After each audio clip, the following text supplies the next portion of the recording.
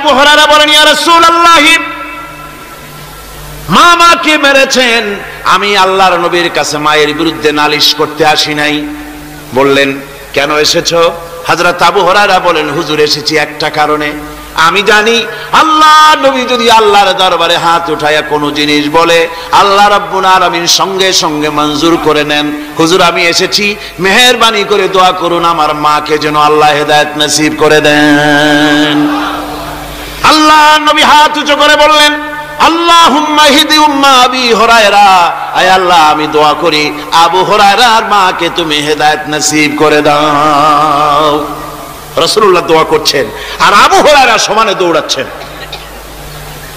তিনি দৌড়াচ্ছেন, পিছন থেকে কয়েকজনে আবু হুরায়রার জামা টেনে ধরেছে, দৌড়ো। তাদের জানা আবু হুরায়রা খুব ভদ্রলোক মানুষ, কোন ঝড় ঝামেলার মধ্যে থাকে না, রাগ শাক করে না, চিৎকার মারে না, দৌড় মারে না, এত ভদ্র শরীফ, দৌড়ায় কেন? না জানি কোন বিপদ বুঝি ঘটে গেছে।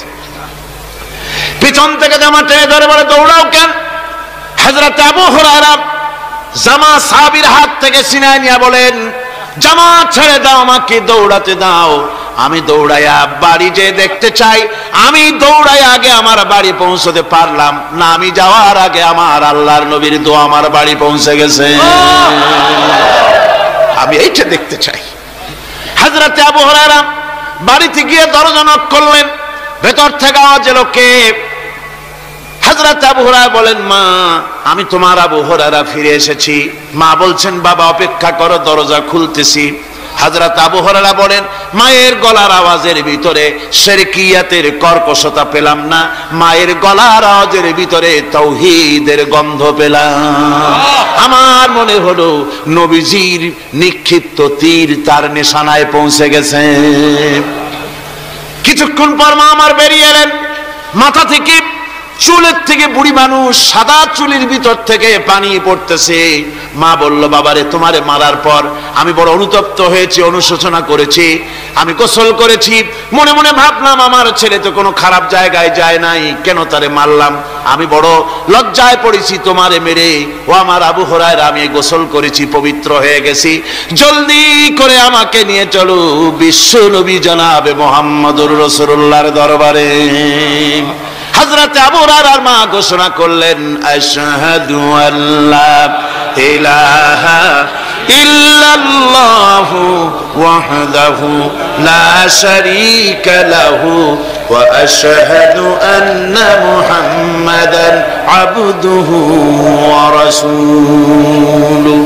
আবার ভাইরা, মা বাপ সবচেয়ে সম্মানের জিনিস, আল্লাহর ইবাদতের পরই মা বাপের খেদমত করতে হবে। আল্লাহ পাক বলছেন, বান্দারে দেখ, মায়ের পেট থেকে আনলাম, মায়ের বুকের মধ্যে মহব্বত পয়দা করলাম, এত মহব্বত দিলাম তোর উপরে, যে কোনো বিদেশে যান, যেখানে যান, বাড়িতে ফিরলে পরে সকলে ছেলে মেয়ে ভাই বোন সবাই দেখবে সুটকেসে আমার জন্য আনছে কি, সবাই চিন্তা করবে আমার জন্য কি এনেছে। একমাত্র মা সন্তানের মুখের দিকে তাকাবে কখন খাইছে সে। সুবহানাল্লাহ, সুবহানাল্লাহ, আমার বাসার মুখখানা শুকনা, তুই বুঝি আজকে কিছু খাইস নাই। বিদেশে যেসব সন্তান থাকে, মা কাটা কবুতরের মতো ছটফট করে। আমার ছোটবেলার কথা আমি দেখেছি, সরসিলা মাদ্রাসা পড়তাম, আব্বা টাকা দিতেন মাদ্রাসায় যাওয়ার সময়, আবার মা আবার মুরগির ডিম বিক্রি করা, বিভিন্ন জিনিস বিক্রি করা বা বাজার করার পয়সা, উদ্বৃত্ত কিছু পয়সা আব্বার অজান্তে আমার হাতের মুঠার মধ্যে দিয়ে দিতেন। যখন মাদ্রাসার দিকে রওনা হয়েছি, পর্দার আড়াল থেকে দরজা থেকে দেখতাম, যতক্ষণ তাকায় দেখতেছি চোখ থেকে পানি দরদর করে পড়তেছে। সুবহানাল্লাহ, মা কি জিনিস! আল্লাহ আল্লাহ আল্লাহ। বিদেশে যদি কারো সন্তান মারা যায়, সবার জানার আগে কবি বলতেছেন, বিদেশে বিরাজ্যে যার পুত্র মারা যায়, পশু পক্ষী না জানিতে আগে জানে মা। মায়ের কলিজার তারে টান লেগে যায়, মা বুঝতে পারে আমার সন্তানটা নাই। আহারে মা! আমার বন্ধুগণ, মা যার বেঁচে আছে বেয়াদবি করেছেন, পাও ধরে মাপ নিয়ে নেবেন, পাও ধরে মাপ নিয়ে নেবেন। মা তো পা ধরে দেখবেন মাফ করে দিবে। সুবহানাল্লাহ, সুবহানাল্লাহ, কত দরদ তার বুকের মধ্যে।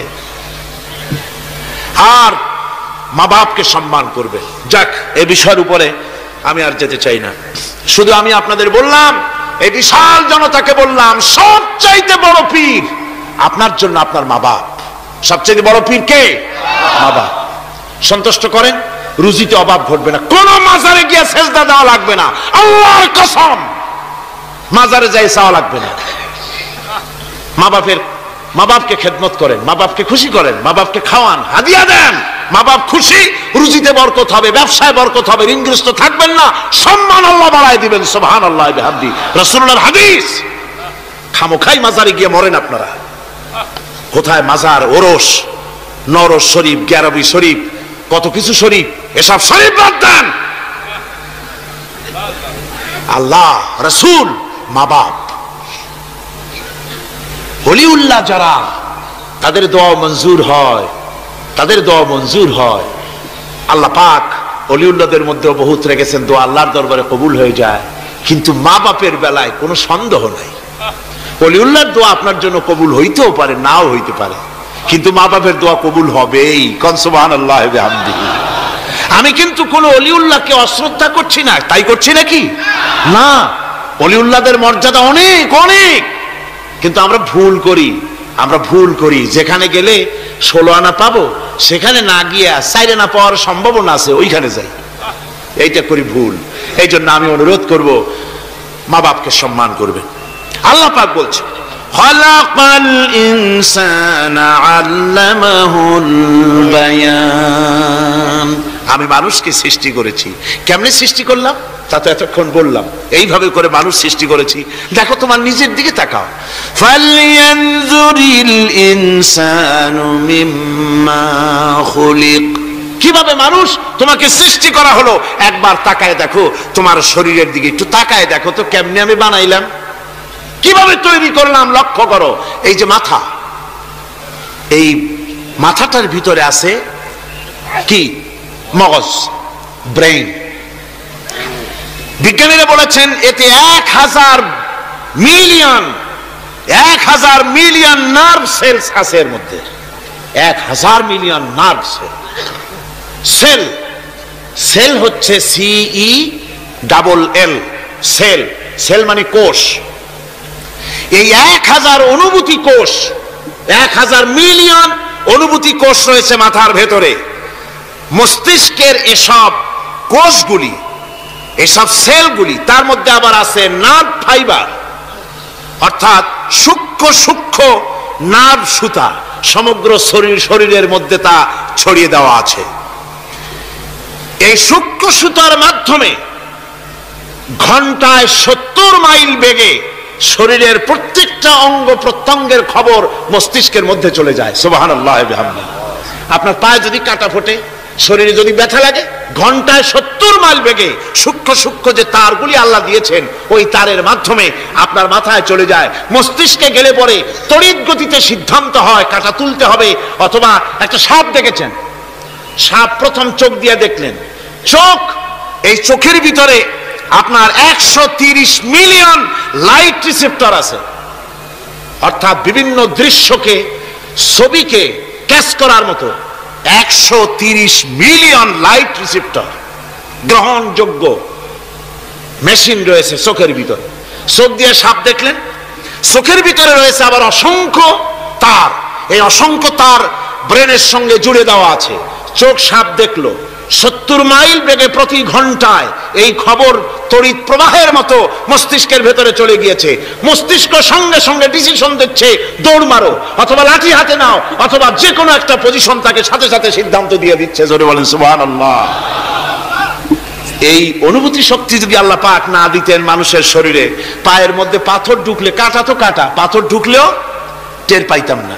আল্লাহ পাক এই ব্যবস্থা করে দিয়েছেন মস্তিষ্কের মধ্যে এতগুলি সেল, প্রত্যেকটা সেলের আলাদা আলাদা কাজ। সুখ, দুঃখ, ভালোবাসা, মোহাব্বত, আনন্দ, স্বাদ ইত্যাদি জিনিসের অনুভূতি মস্তিষ্কের ভেতর থেকেই হয়। এখানে সেগুলি রেখে দেওয়া হয়েছে। তারপরে রয়েছে এই মস্তিষ্কের ভেতরে মেমোরি,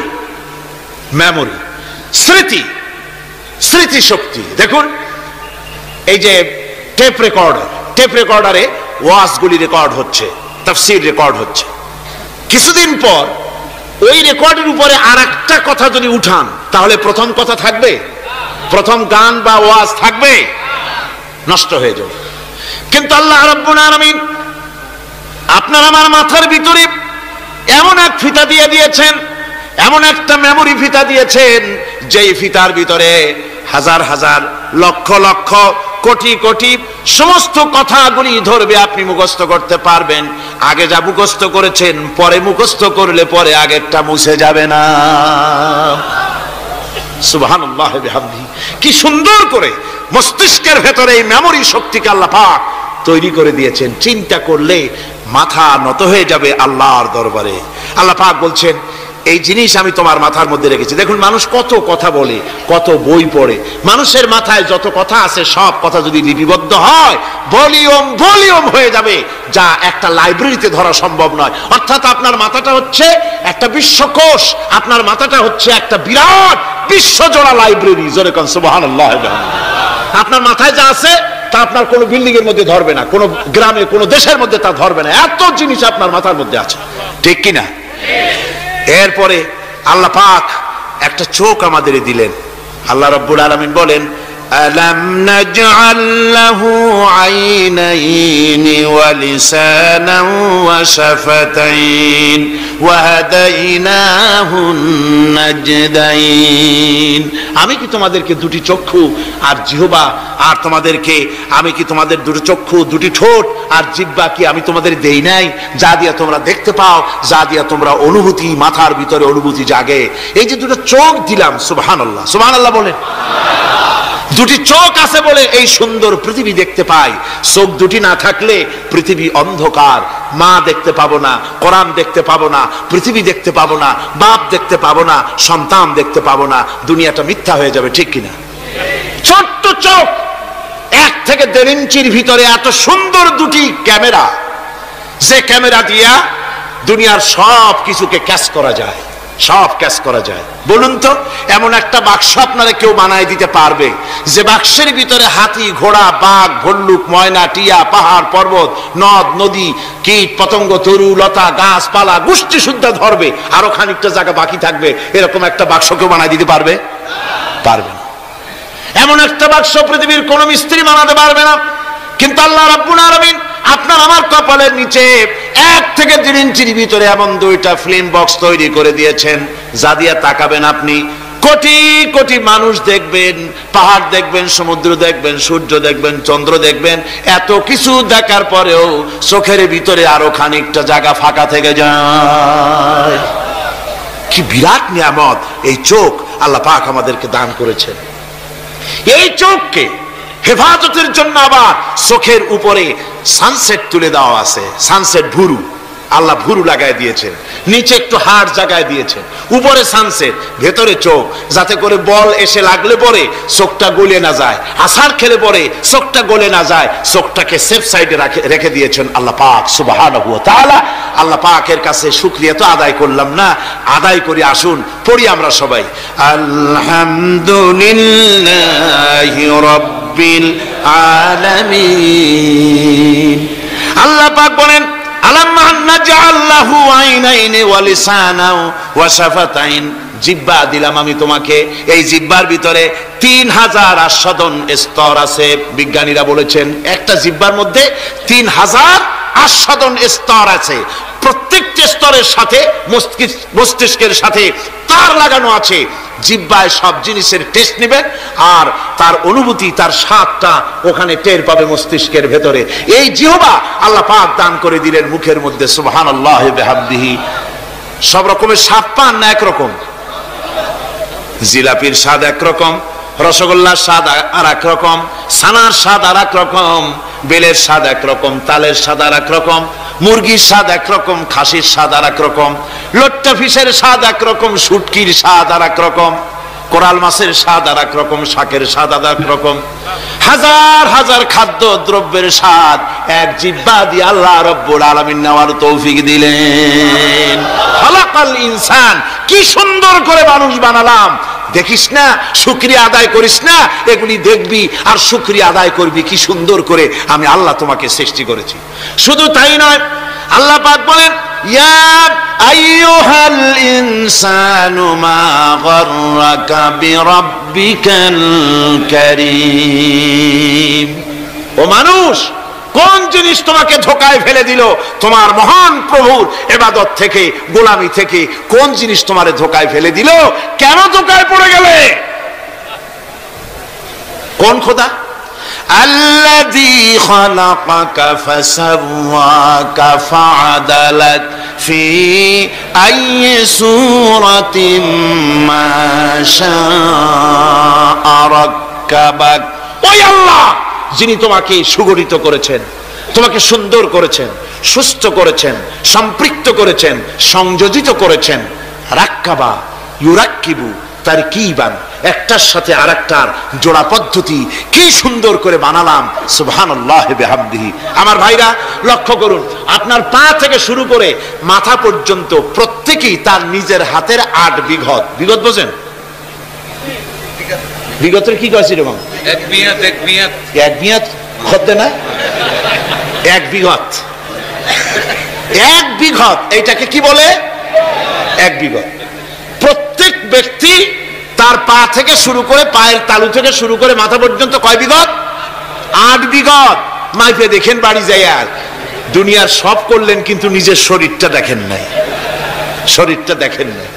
পা থেকে নিয়ে হাঁটু পর্যন্ত 2 বিঘত, হাঁটু থেকে কোমর পর্যন্ত 2 বিঘত, কোমর থেকে বুক পর্যন্ত, হাট পর্যন্ত 2 বিঘত, হাট থেকে মাথার তালু পর্যন্ত 2 বিঘত। মোট কয় বিঘত হলো? 8 বিঘত। আবার মানুষ যদি পাখির মতো দুটো ডানা এভাবে বিস্তার করে দেয়, তো ডান হাতের আঙ্গুল থেকে নিয়ে বাম হাতের আঙ্গুল পর্যন্ত এর দৈর্ঘ্য আসবে 8 বিঘত। তার মানে লম্বাও 8 বিঘত, চওড়াও। এর কোনো ব্যতিক্রম পৃথিবীর কোনো মানুষের হবে না। বাড়ি যাই মাপে দেখেন।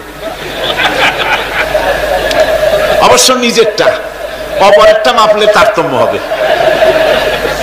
এভাবে করে আল্লাহ সুবহানাহু ওয়া তাআলা সুন্দর করে সাজিয়ে তৈরি করে দিলেন। এরপরে মানুষের ফিঙ্গারপ্রিন্ট, আঙ্গুলের ছাপ। মানুষ আজকে সই দেয়, তারপরে কয় যে না ওই সই আমি দেইনি। সাক্ষী দেয় আদালতের কাঠগড়ায় দাঁড়িয়ে। আচ্ছা ভাই, এত লোকের একসাথে পেশাব চাপছে। আমি বলছিলাম যে প্রকৃতির নিতান্ত ন্যাচারাল কল হলে উঠবেন, এটা কিন্তু ঠিক না। আপনার বোঝা উচিত কমন সেন্সের কমন বাদ দিয়া। শুধু সেন্স যদি থাকে তো চিন্তা করা উচিত লক্ষ মানুষকে ঠেলা এমন বেয়াদবি, নিতান্ত জবরদস্ত পায়খানা না আসলে কেউ কষ্ট দিবেন না, মানুষকে কষ্ট দিবেন না। পেশাব এবং পায়খানার জবরদস্ত ঠেলা না আসলে মানুষকে আল্লাহর রাস্তায় কষ্ট দিবেন না। লক্ষ লক্ষ মানুষের সঙ্গে বেয়াদবি করবেন না। আমার ভাইরা, বলতেছিলাম ফিঙ্গারপ্রিন্ট। আজকে সাক্ষ্য দিয়া বলে আমি ওই সাক্ষী দেই নাই। সাক্ষী দিয়া কোর্টে সাক্ষী দেয়, তারপরের দিন আবার যখন কোর্টে হাজির হয় কয় যে ও কথা মিথ্যা, আমি ওটা বলি নাই। এরপরে সই করে, পরের দিন কয় যে ওই সই আমার না, মিথ্যা সই। আল্লাহ রাব্বুল আলামিনের অ্যাডমিনিস্ট্রেশন দেখুন। রাব্বুল আলামিন এমন সুন্দর ফিঙ্গারপ্রিন্টের ব্যবস্থা করলেন, আঙ্গুল দিয়া যদি কাগজের উপরে বুড়ো আঙ্গুলের ছাপ লাগায় দেন, কিয়ামত পর্যন্ত আপনি আপনার 14 গোষ্ঠী এসেও কেউ এটাকে অস্বীকার করতে পারবে না। পৃথিবীর কোন মানুষের ফিঙ্গারপ্রিন্টের সাথে আরেকজনের আঙ্গুলের ছাপ মিলবে না। সুবহানাল্লাহ, জোরে কোন সুবহানাল্লাহ। আল্লাহ কয় কি সুন্দর বানাইলাম, দেখছো? একটু তাকায় দেখো জোড়া পদ্ধতি, কেমনে জোড়াগুলি দিলাম। আঙ্গুলের মাথা থেকে বাহু পর্যন্ত 8খানা জোড়া। কয়খান জোড়া? মোট পুরা শরীরে 360টা জোড়া। কয়টা জোড়া? 360টি জোড়া পুরা শরীরের মধ্যে। আর আঙ্গুল থেকে শুরু করে বাহু পর্যন্ত 8খানা জোড়া আছে। এই যে জোড়াগুলি গুনে দেখছেন কখনো? না, গোনা হয় নাই।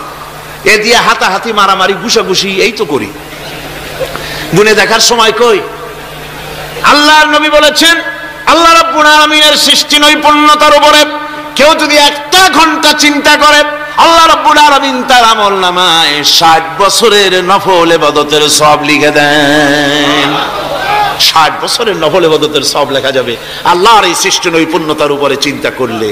এই যে জোড়াগুলি দেখেন, হাত আঙ্গুলের ভিতরে জোড়াস, কবজায় জোড়াস, কনুইতে জোড়াস।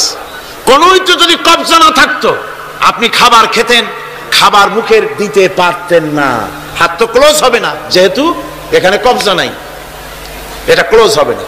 এখানে যদি কবজা না থাকে তাহলে হাতটা হবে একখান লাঠি,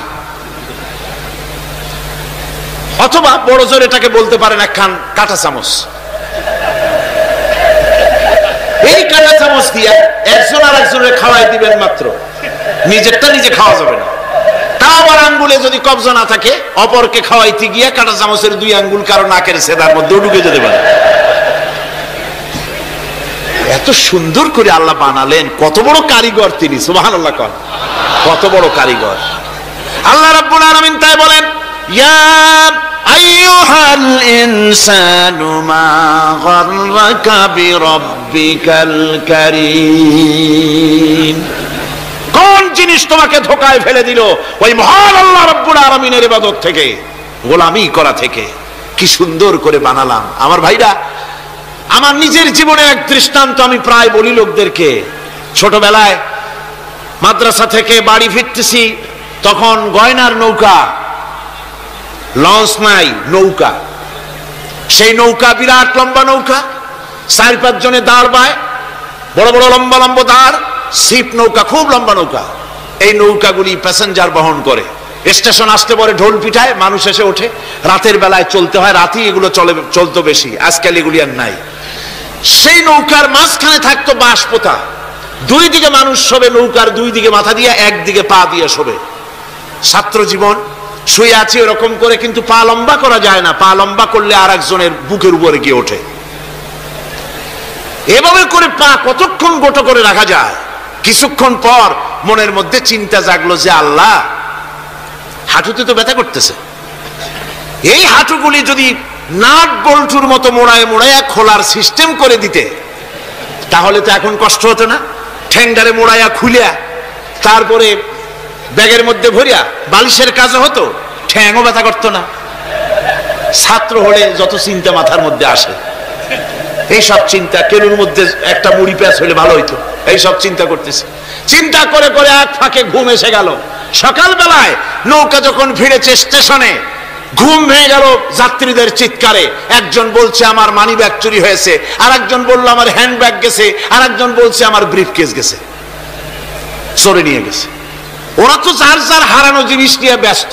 আমি তখন তওবা করতেছি যে আল্লাহ, আমার বুদ্ধিমতো যে বুদ্ধি রাত্রে করলাম, এই বুদ্ধিমতো যদি মানুষের হাতে এবং কেনুতে থাকতো নাট বল্টুর মতো করে মুড়ি পেঁয়াজ দেওয়া, আর ওইগুলি যদি থাকতো ব্রিফকেসের মধ্যে, হ্যান্ড ব্যাগের মধ্যে, তাহলে তো সকালবেলায় শুনতাম কেউ বলতো যে আল্লাহ আমার তো ঠ্যাং চুরি হয়ে গেছে, কেউ বলতো আমার তো হাত চুরি হয়ে গেছে। আল্লাহ আল্লাহ আল্লাহ আল্লাহ, আল্লাহু আকবার। আল্লাহ সুবহানাহু ওয়া তাআলা কি সুন্দর করে তৈরি করেছেন। এত হাল তারা মিন ফুতুর, আমার সৃষ্টি নৈপুণ্যতার ভেতরে কোনো ভুল দেখতে পাও? কোনো ভুল পাবে না। আমার সৃষ্টি নৈপুণ্যতার ভেতরে কোনো ভুল নাই। সুবহানাল্লাহি বিহামদিহি, সুবহানাল্লাহি বিহামদিহি। এত সুন্দর করে আল্লাহ সুবহানাহু ওয়া তাআলা মানুষ সৃষ্টি করলেন। খলাকাল ইনসান আল্লামাহুল বায়ান। তিনি মানুষকে কথা বলা শিখিয়েছেন, তিনি মানুষকে সৃষ্টি করেছেন এত সুন্দর করে, চামড়া দিয়ে, সুন্দর করে চোখ দিয়ে, চুল দিয়ে, মুখ দিয়ে, কি সুন্দর করে বানিয়েছেন। সুবহানাল্লাহ। দেখুন, পায়ের তালুর চামড়া একরকম, তলার চামড়া আর এক রকম, বুকের চামড়া একরকম, পিঠের চামড়া আর এক রকম, ঠিক কিনা কন? পায়ের উপরের যে চামড়া, ওই চামড়াটা যদি পায়ের তলায় হতো 2 দিনও হাঁটা যেত না, প্রতি সপ্তাহে 3 বার করে হাফসুল করা লাগতো, কন ঠিক কিনা? আল্লাহ সুবহানাহু ওয়া তাআলা যেখানে যেটা দরকার তাই দিয়েছেন। আর ওরা বলে কি, কয় যে আল্লাহ নাই, দেয়ার ইজ নো গড। ছাগল কোথাকার। গ্যাগারিন বলেছিলেন, ইউরি গ্যাগারিন প্রথম মহাশূন্যচারী, মহাশূন্য পরিভ্রমণ করে এসে বললেন যে মহাশূন্যের লক্ষ লক্ষ মাইল পরিভ্রমণ করে এলাম, মহাশূন্যে হিন্দুরা যাকে ভগবান বলে, খ্রিস্টান যাকে গড বলে, মুসলমানেরা যারা আল্লাহ বলে, এই লক্ষ লক্ষ মাইলের কোন জায়গায় অস্তিত্ব দেখলাম না। কিসের আল্লাহ, কিসের গড? নাউজুবিল্লাহি মিন যালিক। কত বড় ছাগল!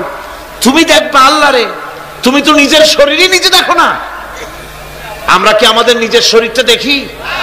আয়নার সাহায্য ছাড়া ঘাটটা কেমন, হিপটা কেমন, ব্যাকটা কেমন, পেছনের উরুটা দেখতে কেমন, আজ পর্যন্ত আয়নার সাহায্য ছাড়া দেখতে পারি নাই। নিজের শরীরটাই দেখতে পারি নাই, আর এই শরীরের স্রষ্টাকে দেখতে চাই। সাহস তো কম না পাগলের। আল্লাহ সুবহানাহু ওয়া তাআলা তিনি মানুষকে সৃষ্টি করেছেন, কত সুন্দর করে তিনি বানিয়েছেন। একবার লক্ষ্য করে দেখো, শুকরিয়া আসবে আল্লাহর দরবারে, মাথা নত হয়ে আসবে। কি সুন্দর করে আল্লাহ পাক বানিয়েছেন। মানুষের শরীরে কিডনি লাগবে দুটি, কিডনি লাগবে একটা। কিডনি কি? কিডনি হচ্ছে আপনার পেশাবকে ছেঁকে বের করে দেয়, একটা দারুণ জিনিস আপনার শরীরের জন্য। কিডনি যদি ইনঅ্যাক্টিভ হয়ে যায়, হাত পায়ে পানি এসে হাত পা ফুলে আপনি মৃত্যুর দিকে এগোতে থাকবেন। এই কিডনি, এই ছাকনি মাত্র একটা হলে চলে, কিন্তু আল্লাহ পাক ছাকনি, এই কিডনি দিয়েছেন দুটো। কটা দিলেন? দুটো। একটা যদি কখনো ডিসঅর্ডার হয়ে যায়, আর একটা দিয়ে যেন আমার বান্দা কাজ চালায় নিতে পারে। সুবহানাল্লাহ বিহামদিহি, সুবহানাল্লাহ। চোখ তো একটা হলেও হয়, কিন্তু আল্লাহ চোখ দিলেন দুটো। কটা দিয়েছেন? দুটো চোখ দিয়েছেন, দুটো কান দিয়েছেন। আমি অবাক হয়ে গিয়েছি যখন আমার ছেলের চিকিৎসা চলতেছিল সিঙ্গাপুর মাউন্ট এলিজাবেথ হসপিটালে। 7টা অপারেশন হয়েছে। আমার ছেলে কারিবুল মত, একেবারে মৃত্যুর দুয়ারে চলে গিয়েছিল। 7টি অপারেশন, 40 ব্যাগ রক্ত লেগেছে। 2.5 ফিট তার ইন্টেস্টাইন কেটে ফেলেছে, 2.5 ফিট খাদ্যনালী কেটে ফেলে দিয়েছে। আমি ডাক্তারকে জিজ্ঞেস করলাম, সার্জনকে, 2.5 ফিট তার খাদ্যনালী তুমি কেটে ফেললে, তা আমার এই ছেলে খেয়ে হজম করবে কি করে? তার খাওয়াটা হয় প্রবলেম হবে না? ডাক্তার আমাকে যা বলল, শোনা মাত্র আমার চোখে পানি এসে গেল। ডাক্তার বলল, তুমি জানো না, আমি তো মাত্র 2.5 ফিট কেটেছি। তোমার স্রষ্টা, এই পৃথিবীর স্রষ্টা মানুষ যিনি সৃষ্টি করেছেন, প্রত্যেক মানুষের পেটের ভিতরে এই খাদ্যনালীকে রব্বুল আলামিন 22 ফিট লম্বা করেছেন। 22 ফিট লম্বা আছে এটা। আমি তো মাত্র 2.5 ফিট কেটেছি। কোন প্রয়োজনে যদি কাটতে কাটতে আরো কাটা হয়, 10 ফিটও কাটা হয়, কষ্ট হবে না। সুবহানাল্লাহ বিহামদিহি। তার শ্বাস নেওয়ার জন্য, প্রশ্বাস নেওয়ার জন্য কি ব্যবস্থা আল্লাহ পাক করেছেন। হার্ট, মানুষের হার্ট বিট হচ্ছে, এটাকে হার্ট বিট যেটা হয়, সংকোচন সম্প্রসারণ। এই যে মানুষ, ডাক্তাররা বলে রোগী হার্ট অ্যাটাক করেছে, হার্ট অ্যাটাক করেছে। হার্ট যে হার্ট অ্যাটাক করলো, অ্যাটাকটা কি? অ্যাটাকটা হচ্ছে সংকোচন সম্প্রসারণ, সংকোচন সম্প্রসারণ, এরকম হচ্ছে। ফট করে এটা অ্যাটাক করলো, আর যদি ছেড়ে না দেয় এটাই অ্যাটাক করা, এটাই তার জীবনটা শেষ হয়ে যাওয়া। ডাক্তাররা বলেছেন যে মানুষের শরীরের সবকিছু চিন্তা করে, গবেষণা করে বহুত কিছু বুঝেছি, কিন্তু হার্টটা এরকম পাঞ্চিং কেন করে, এই জিনিস আজও পর্যন্ত আমাদের মাথায় ঢোকে নাই। সুবহানাল্লাহ।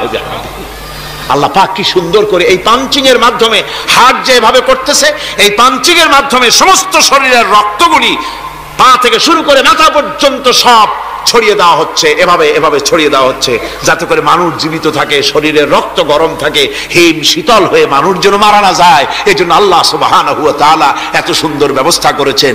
এক সময় আঘাত পেয়ে অনেকগুলি রক্ত যদি পড়ে যায়, মানুষ রক্ত শূন্যতায় মরবে না, আবার খানিকটা রক্ত রিজার্ভও থাকে। আল্লাহ পাক রিজার্ভ করে রাখেন। স্পঞ্জের ভিতরে পানি থাকলে উপর থেকে টের পাওয়া যায়, ওরকম খানিকটা রক্ত আল্লাহ শরীরের ভিতরে রিজার্ভ করে গেছেন। এই জন্য বড় বড় ডাক্তাররা, বড় বড় ডাক্তার, বড় বড় বিজ্ঞানী কখনোই নাস্তিক হয় না।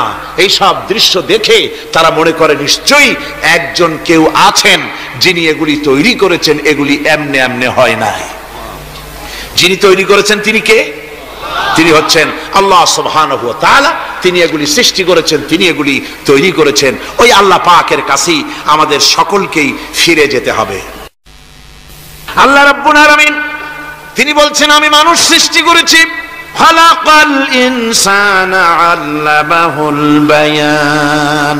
মানুষ সৃষ্টি করেছি, শুধু মানুষকে সৃষ্টি করি নাই, আমি আবার তার জোড়াও তৈরি করে দিয়েছি। মানুষ একা একা না, পৃথিবীতে সব জোড়ায় জোড়ায় তৈরি করেছি। উদ্ভিদের মধ্যে জোড়া তৈরি করেছি, প্রাণী জগতের মধ্যে জোড়া তৈরি করেছি।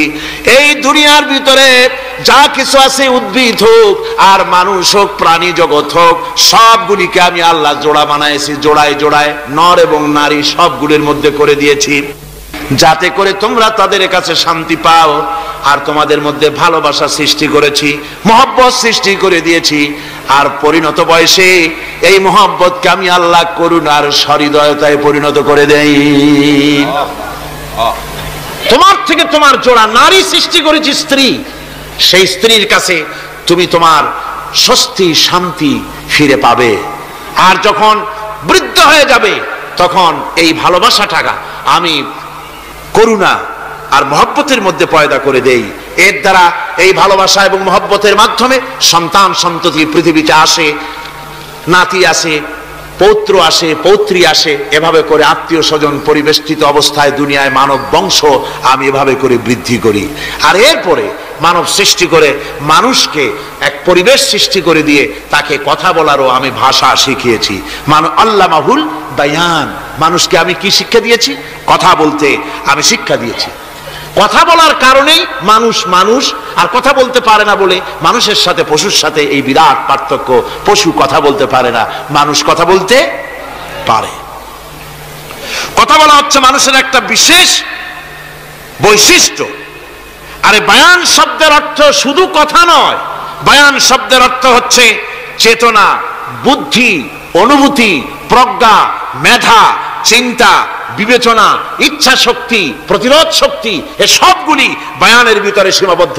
যে আমি বায়ান শিক্ষা দিয়েছি, তার মানে এতগুলি জিনিস আমি তোমার মধ্যে আমি সৃষ্টি করে দিয়েছি মানুষের মধ্যে। এরপরে এ বায়ান একটি শিক্ষা। শিক্ষা বলতে বুঝায়, এই শিক্ষাটা আল্লাহ সবাইকে দিয়েছেন।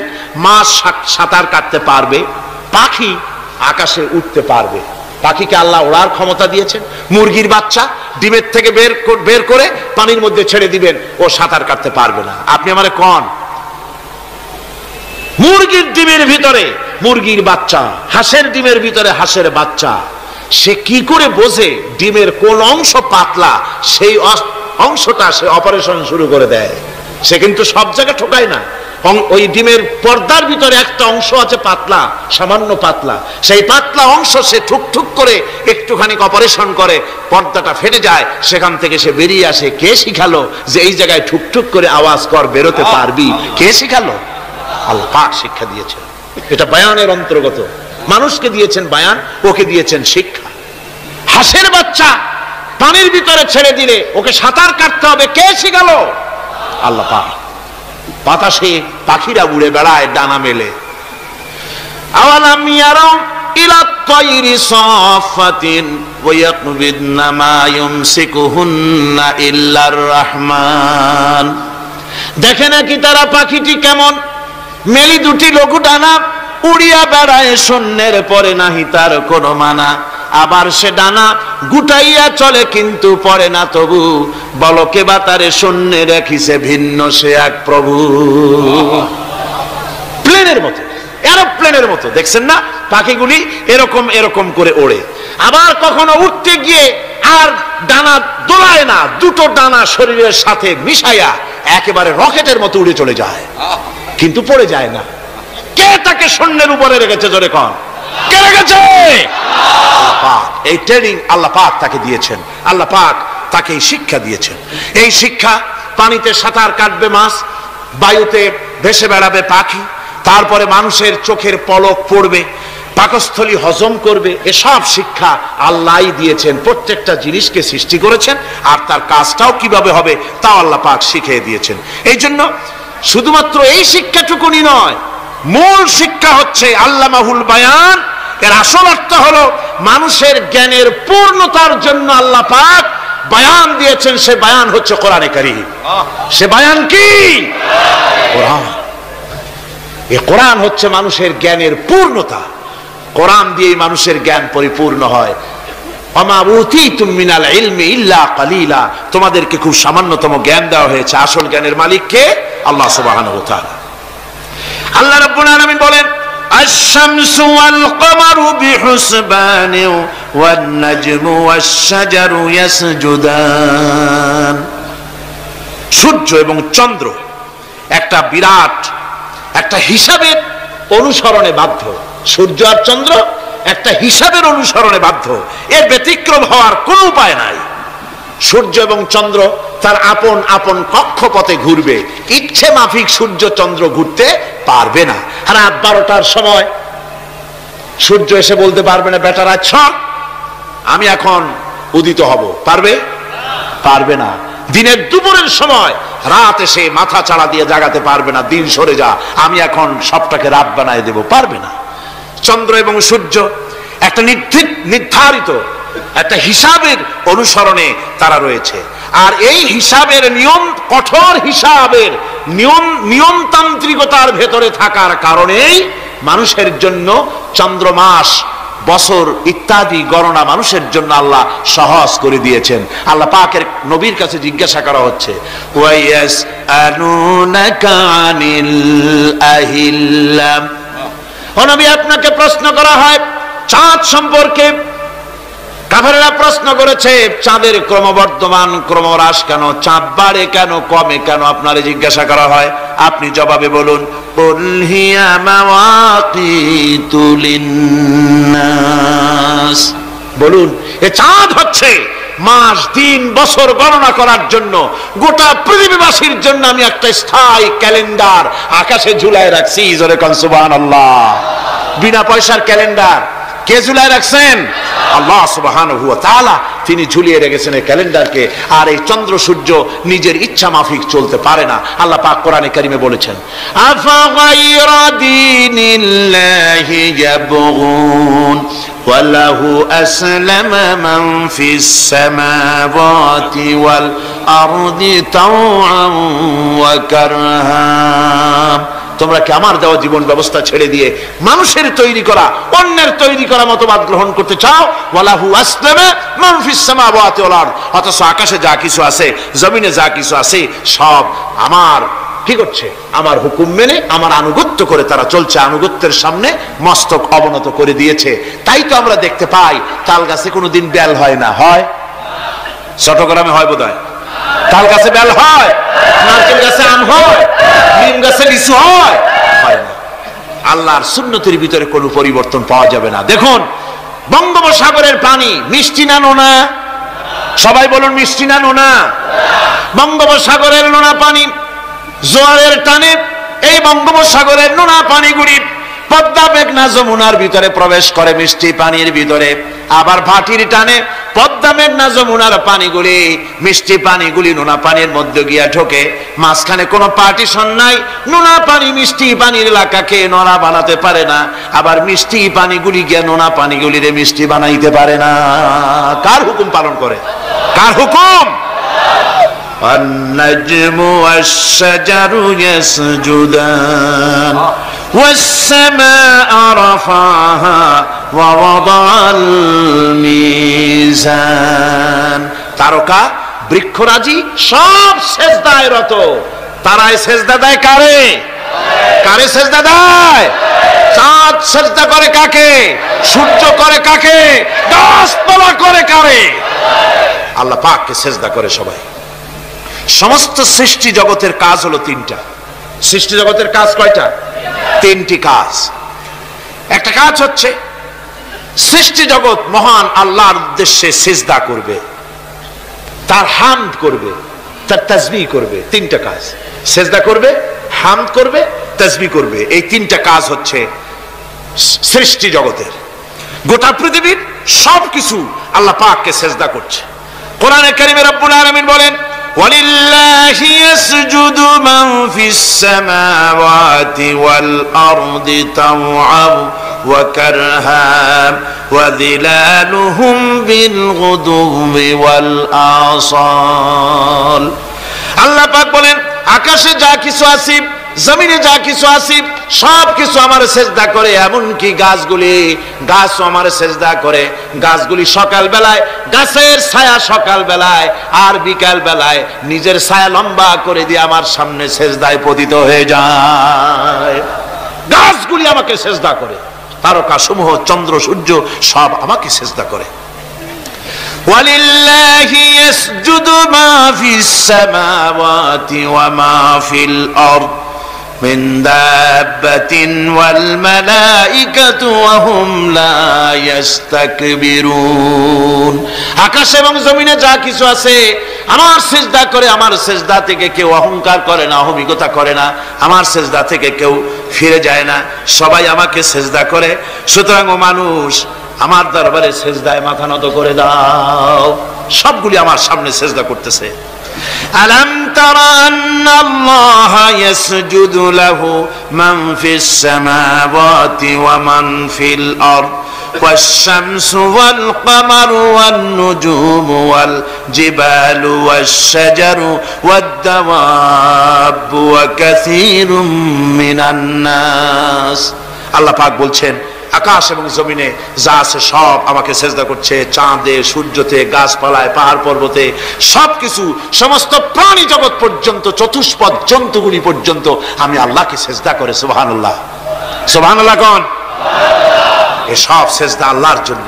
সুতরাং আল্লাহ পাককে সেজদা করতে হবে। এই সেজদা দিয়া ধন্য হচ্ছে সমস্ত সৃষ্টি জগৎ। মানুষ শুধু আল্লাহ পাককে সেজদা করছে না, অনেক মানুষ সেজদা থেকে গাফেল। সেই জন্য গতকালও আমি আপনাদের সামনে বলেছিলাম, আল্লাহকে সেজদা দিবেন, সেজদাই বেশি মজা। সেজদাই যদি না দিতে পারলেন তাহলে দিবেনটা কি? আপনাকে সৃষ্টি করা হয়েছে সেজদার জন্য। মানুষ যেমন সেজদা দিতে পারে নাক দিয়া, কপাল দিয়া, হাত দিয়া, পা দিয়া, হাঁটু দিয়া, মানুষ যেমন সেজদা দিতে পারে মানে শরীর অঙ্গ প্রত্যঙ্গ দিয়ে, এইভাবে কিন্তু পৃথিবীর অন্য কোন প্রাণী সেজদা দিতে পারে না। দেখুন না, আপনার বাড়ির একটা বিড়াল অথবা ছাগল অথবা গরু, ওরে নাক আর কপাল দিয়ে মানুষে যেমন সেজদা দেয়, ওই রকম সেজদা দেওয়াতে চেষ্টা করে, চারটা ঠ্যাং নিয়ে উল্টো করে যাবে, সেজদা দিতে পারবে না। সেজদা নাক আর কপাল দিয়া সেজদার ব্যবস্থা আল্লাহ মানুষের জন্যই করেছেন। সুবহানাল্লাহ ওয়া বিহামদিহি। বেশি করে আল্লাহ পাককে সেজদা করতে হবে আর তাসবিহ করতে হবে। আল্লাহ পাকের তাসবিহ করবেন কার? ইউসাব্বিহু লিল্লাহি মা ফিস সামাওয়াতি ওয়া মা ফিল আরদ। সাব্বাহা ইউসাব্বিহু তাসবিহান। অতীতে তাসবিহ পড়েছে, বর্তমানে তাসবিহ পড়ছে, ভবিষ্যতেও তাসবিহ পড়বে। আল্লাহ যা আছে আকাশে, যা আছে জমিনে, তাসবিহ পড়বে কার? আল্লাহ পাকের তাসবিহ পড়বে। সুতরাং এই পৃথিবীতে যা আছে সব আল্লাহর তাসবিহ পড়ছে। আমরা বুঝি না, ওদের ভাষা বুঝি না। বাতাস তার শনশন রবে, পানি তার কুলুকুলু নাদে, পাতা পল্লবগুলি তার মরমর রবে, পাখি তার কল কাকলিতে ইত্যাদি যত রকমের শব্দ আমাদের কানে আসে, সমস্ত শব্দের মধ্যে আল্লাহর জিকির হয়, আমরা বুঝি না। কোরআনে কারীম এই কথাটা এভাবে বলছেন, ওয়া ইম মিন শাইইন ইল্লা ইউসাব্বিহু বিহামদিহি ওয়ালাকিন লা তাফকাহুনা তাসবিহাহুম। যা আছে পৃথিবীতে, আকাশে জমিনে, সব আমার তাসবিহ পড়ে, তোমরা বোঝো না। ওই ফাল্গুন মাসে, চৈত্র মাসে, বসন্তকালে গাছের ডালে ডালে কোকিল বসে ডাকে কুহু কুহু করে, তুমি শোনো কুহু কুহু, আসলে তো কুহু কুহু না, ওরা ডাকে আল্লাহু আল্লাহু। পড়েন সবাই, আল্লাহু আল্লাহু আল্লাহু আল্লাহু আল্লাহু। সব কিছু আল্লাহ পাকের জিকির করছে, আল্লাহর তাসবিহ পড়ছে। والسماء رفعها ووضع الميزان ألا تطغوا في الميزان وأقيموا الوزن بالقسط ولا تخسروا الميزان। আকাশ মণ্ডলকে তিনি সুউচ্চ করে রেখেছেন এবং মানদণ্ডকে তিনি প্রতিষ্ঠিত করেছেন। সুতরাং মানদণ্ডকে বিপর্যস্ত করো না, মানদণ্ডকে প্রতিষ্ঠিত করো। আর পাল্লার দাড়িকে খবরদার বাঁকা করে দিও না। এই যে মিজান শব্দ আল্লাহ তিনটি আয়াতে, তিন জায়গায় আল্লাহ মিজান শব্দ ব্যবহার করলেন। এই মিজান হচ্ছে মানদণ্ড। এই মানদণ্ড কি?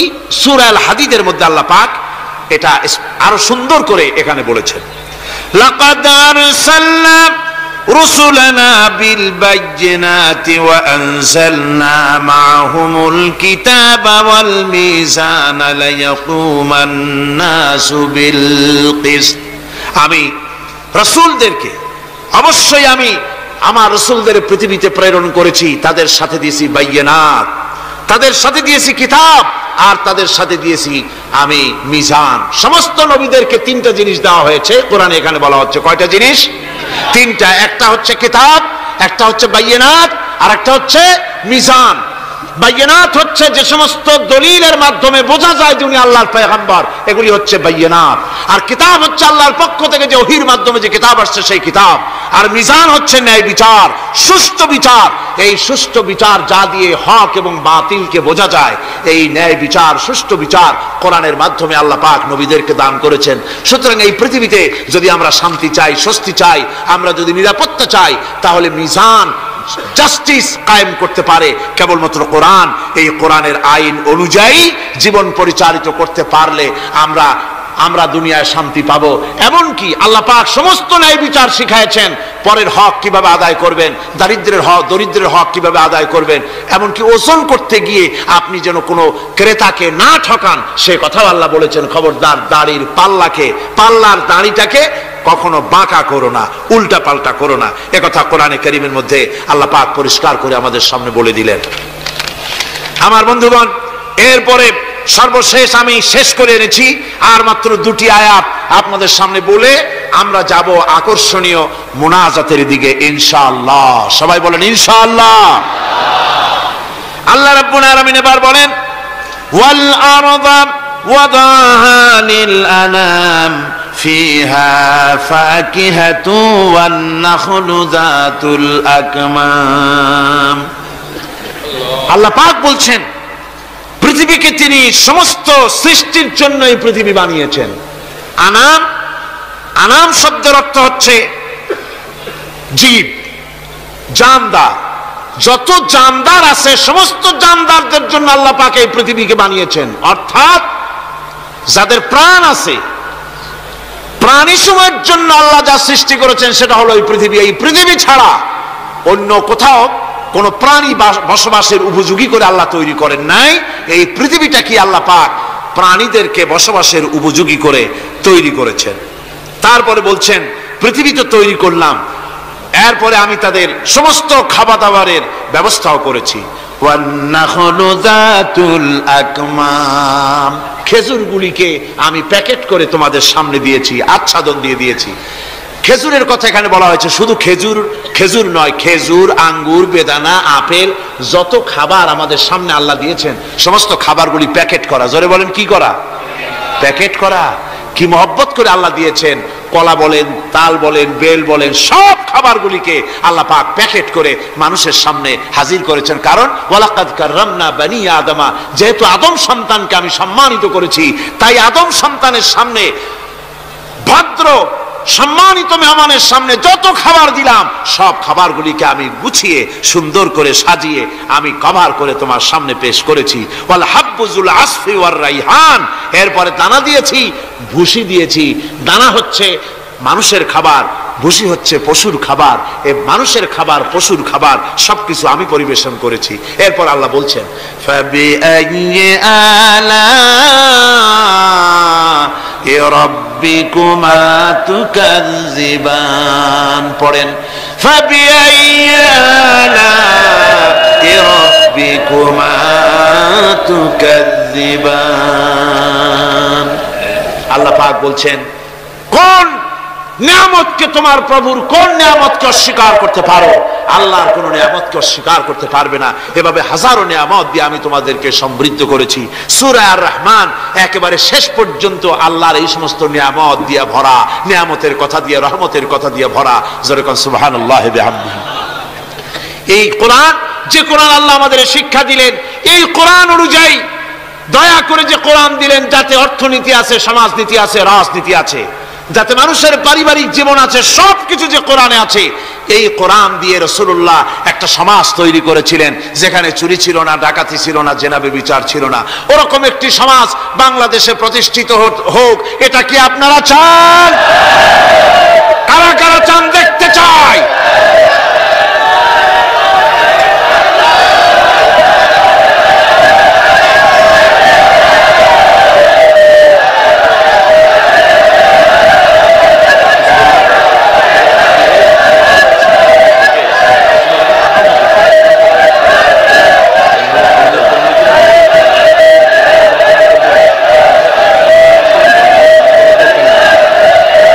বসুন, এক মুহূর্তে বসে পড়ুন,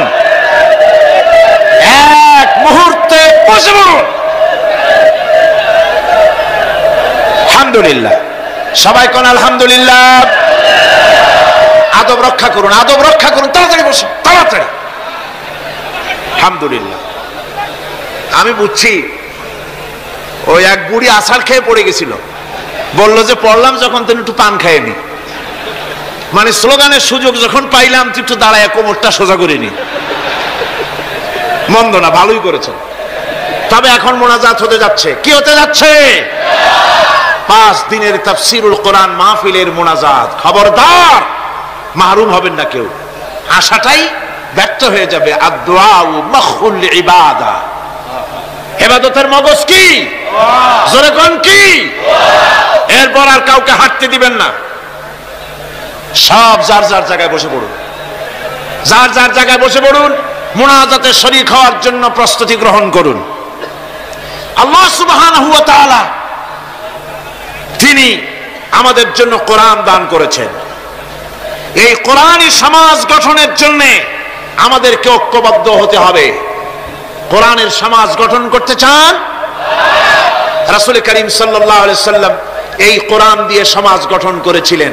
সেই সমাজে চুরি ছিল না, ডাকাতি ছিল না, জেনা ছিল না, ব্যভিচার ছিল না। সেই সমাজ প্রতিষ্ঠা করতে গিয়ে রাসূলুল্লাহকে রক্ত দিতে হয়েছিল, জীবন দিতে হয়েছিল সাহাবায়ে কেরামদেরকে।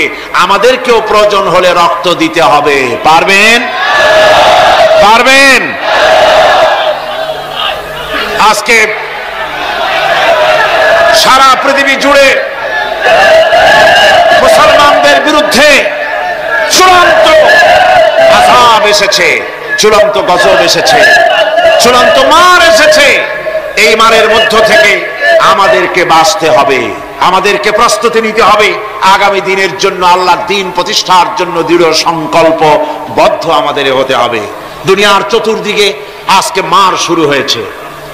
বসনিয়ার মুসলমানদেরকে মারতে মারতে ছোট্ট একটা থানার মতো বানায় ফেলেছে। এখন আমি বসনিয়ার লোকদের সঙ্গে মিলিত হয়েছি। আমার যখন ইংল্যান্ড সাপোর্ট ছিল, তখন বসনিয়ার কয়েকজন লিডারের সঙ্গে আমার দেখা হয়েছে আমেরিকা এবং ব্রিটেনে। একসঙ্গে প্রোগ্রাম করেছি। আমাকে ইমাম সাহেবকে বক্তৃতা দিতে দেওয়া হলো। বসনিয়ার এক মসজিদের ইমাম, তিনি বক্তৃতা করতে গিয়ে বললেন, পৃথিবীর মুসলমানেরা রোজা রাখে বছরে 1 মাস, আর আমরা বসনিয়ার মুসলমানেরা রোজা রাখতেছি বিগত 16 মাস। কোনো খাবার পাই নাই, খাবার পাই নাই। ছোট্ট ছোট্ট বাচ্চাগুলিকে জবাহ করে এরপরে বসনিয়ার মুসলমান মায়ের মুখের উপরে ধরা হচ্ছে স্বাধীনতার শুরুয়া খাও। স্বামীর সামনে স্ত্রীকে ধর্ষণ করা হচ্ছে, পিতার সামনে কন্যাকে ধর্ষণ করা হচ্ছে। এইভাবে মারতে মারতে তাদেরকে বাংলাদেশের একটা থানার মতো এলাকায় করে ফেলেছে। একদিকে ক্রোয়েশীয়, একদিকে সার্বীয়, একদিকে সমুদ্র, মাঝখানে তাদেরকে আটকায় ফেলেছে। একটা পথ দিয়ে তাদের রসদ আসতো, সেই পথটাও নিয়ন্ত্রণ করছে সার্বীয়রা। হয়তো একদিন আমরা শুনতে পাবো সাদ নামক, বসনিয়া নামক একটা ভূখণ্ড ছিল পৃথিবীর বুকে, আজ আর তা নাই, কাফেরদের দখলে চলে গেছে। মুসলমানদের মাদ্রাসা মসজিদ শেষ করেছে, মুসলমানদেরকে বেইজ্জত করেছে, শেষ করে ফেলেছে। আহারে, যাদের টাকা আছে, পয়সা আছে, ওই মুসলমানেরা আল্লাহর দরবারে কি জবাব দিবে বসনিয়ার ব্যাপারে? কি জবাব দিবে? আল্লাহ যাদেরকে টাকা দিয়েছেন, পয়সা দিয়েছেন। আল্লাহ পাক বলেছেন, আমালাকুম লা তুকাতিলুনা ফি সাবিলিল্লাহ المستضعفين من الرجال والنساء والبلدان الذين يقولون ربنا أخرجنا من هذه القرية الظالم أهلها وما لكم পৃথিবীর মানুষেরা তোমাদের কি হয়েছে লা তুকাতিলুনা ফি সাবিলিল্লাহ কেন আল্লাহর রাস্তায় লড়াই করো না ওই সমস্ত মানুষের নির্যাতিত মানুষের সপক্ষে যেসব নারী বৃদ্ধার শিশু চিৎকার বেড়ে আমার কাছে বলতেছে রব্বুল আলামিন মেহেরবানি করে এই জালিম জনপদ থেকে আমাদের বাঁচাও তোমার পক্ষ থেকে আমাদের জন্য সাহায্যকারী পাঠাও এই বলে যখন বসনিয়ার মুসলমানেরা কান্দে যাদের টাকা আছে পয়সা আছে ওদের সাহায্য করতে যারা এগিয়ে এলো না কিয়ামতের দিন আল্লাহর দরবারে অবশ্যই আসামি হওয়া লাগবে কোনো সন্দেহ নাই আজ আরাকান আমাদের বাড়ির কাছে বার্মা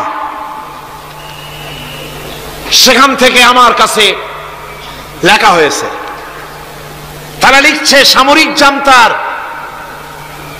সম্মিলিত সামরিক বাহিনী নতুন ভাবে চরম নির্যাতন শুরু করেছে এবারের নির্যাতনের প্রধান টার্গেট হচ্ছে আলেম সমাজ এ বাহিনী দীর্ঘদিন ধরে মুসলিম নারীদের জন্য শরীয়তের দৃষ্টিতে পর্দা আবশ্যক নয় মর্মে আলেমদের কাছ থেকে ফতোয়া আদায়ের জন্য চেষ্টা করে ব্যর্থ হয়ে বর্তমানে আলেমদেরকে পাইকারি হারে গ্রেফতার করে ব্যারাকে নিয়ে গিয়ে অমানসিক নির্যাতন চালাচ্ছে আলেমদের পুড়িয়ে দাড়ি মুন্ডিয়ে দিচ্ছে আরাকানের গ্রান্ড মুফতি মাওলানা নুরুল হক সাহেবকে অনেক নির্যাতনের পর উপরোক্ত ফতোয়া আদায় করতে না পেরে নির্মমভাবে তাকে হত্যা করেছে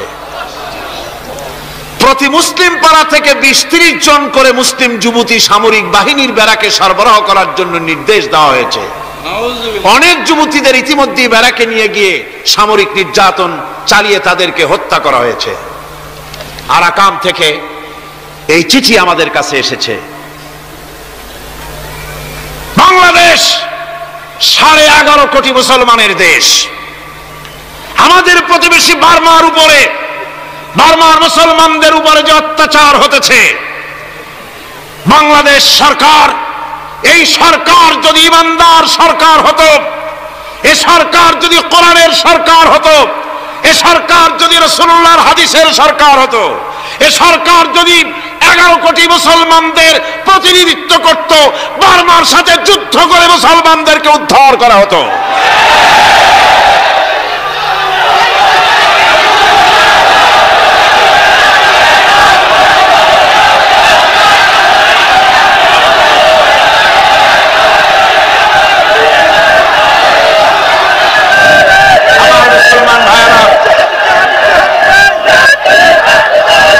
আমাদেরকে প্রস্তুতি নিতে হবে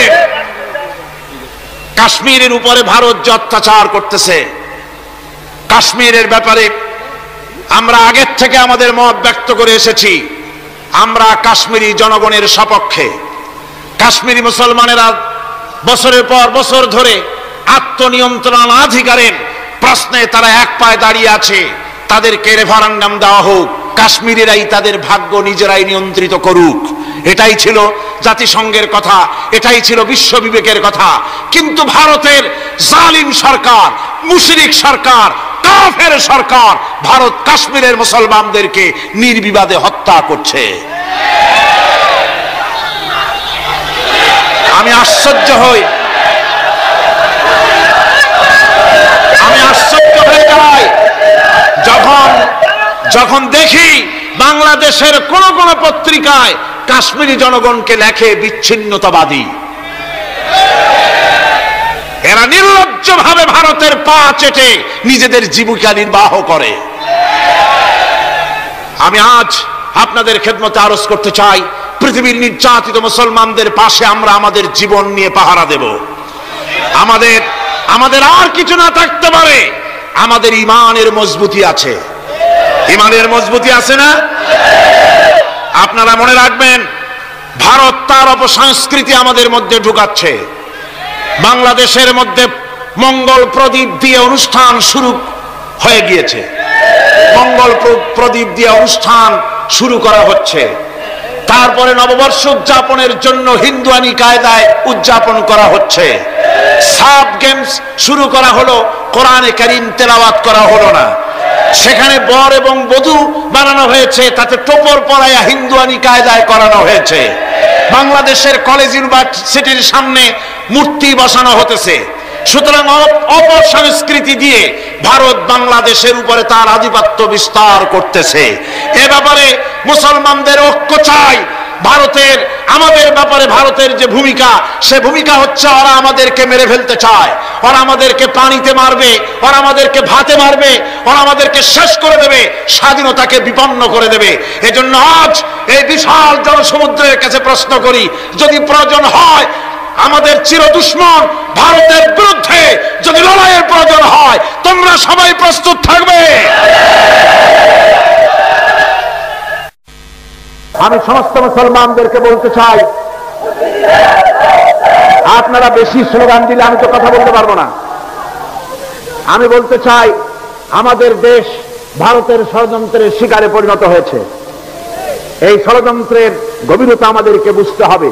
মোনাজাতের আগে এই জরুরি কথাগুলি আমি আমার এই বিশাল জনসমুদ্রের কাছে পৌঁছতে চাই।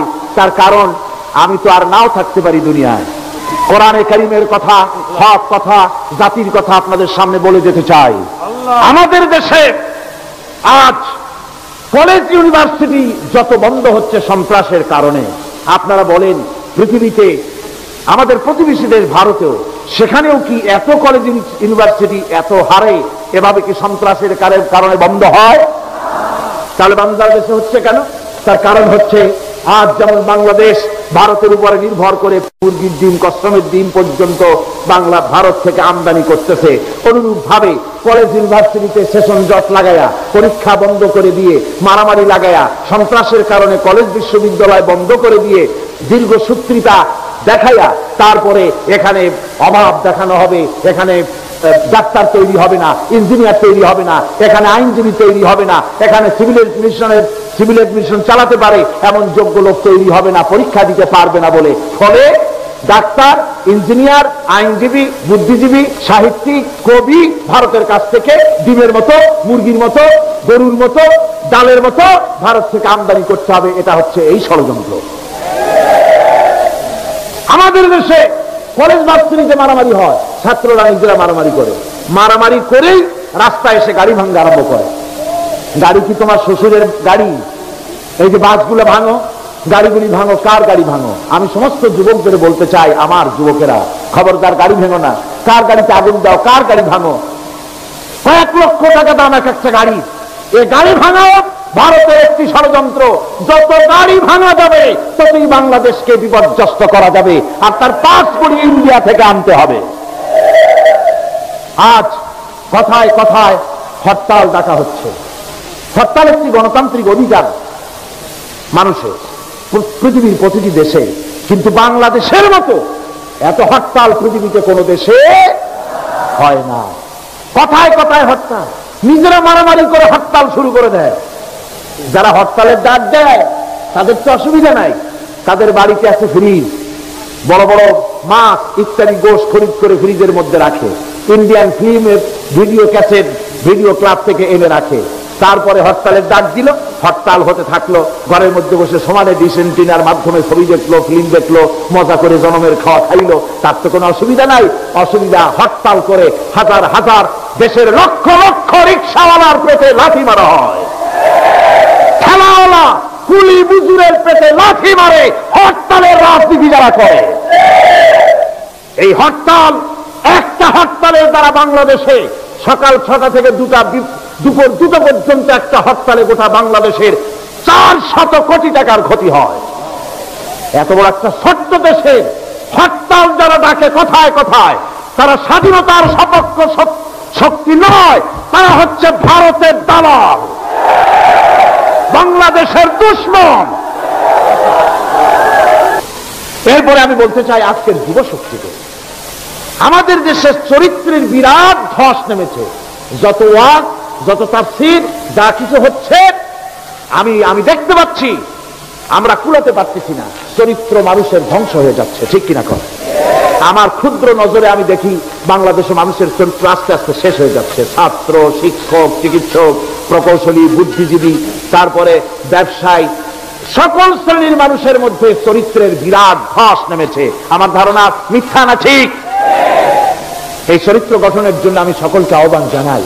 আজ নারীরা রাস্তায় বেরোতে পারে না, মহিলারা কলেজে যাবে, স্কুলে যাবে, যুবকরা তাদেরকে উত্তপ্ত করে, আজে বাজে কথা তাদেরকে বলে। তুমি একটা যুবতী মেয়ে লোক দেখলে আজে বাজে কথা বলো, তোমার এই চিন্তা কেন হয় না যে এটা তো আমার বোনও হতে পারতো, এটা তো আমার মাও হতে পারতো? মেয়েরা রাস্তায় স্বাধীনভাবে কেন চলতে পারবে না? কেন তুমি তাকে উত্তক্ত করো? কেন বাজে কথা তাকে শোনাও? যুবক ভাইদের বলবো, মায়ের জাতিকে, মহিলাদেরকে সম্মান করতে শিখুন। তারা মায়ের জাতি। মহিলারা কিসের জাতি? যারা বলেন কিসের জাতি? মায়ের জাতি। সুতরাং মায়ের জাতিকে সম্মান করতে শিখুন, তাদের অধিকার আদায় করুন। সর্বত্র মহিলাদের অধিকার আদায় করতে শিখুন এবং নিজেদের চরিত্র গঠন করুন। দেশকে ভালোবাসুন। সোনার বাংলা, আমি তোমায় ভালোবাসি, এটা বললেই ভালোবাসা হয় না, ভালোবাসার প্রমাণ দিতে হয়। সোনার বাংলা, আমি তোমায় ভালোবাসি, আর ইন্ডিয়ান শাড়ি না হলে জীবন বাঁচে না, ইন্ডিয়ান চাদর না হলে শীত মানে না। এটা কম বেশি ভালোবাসা।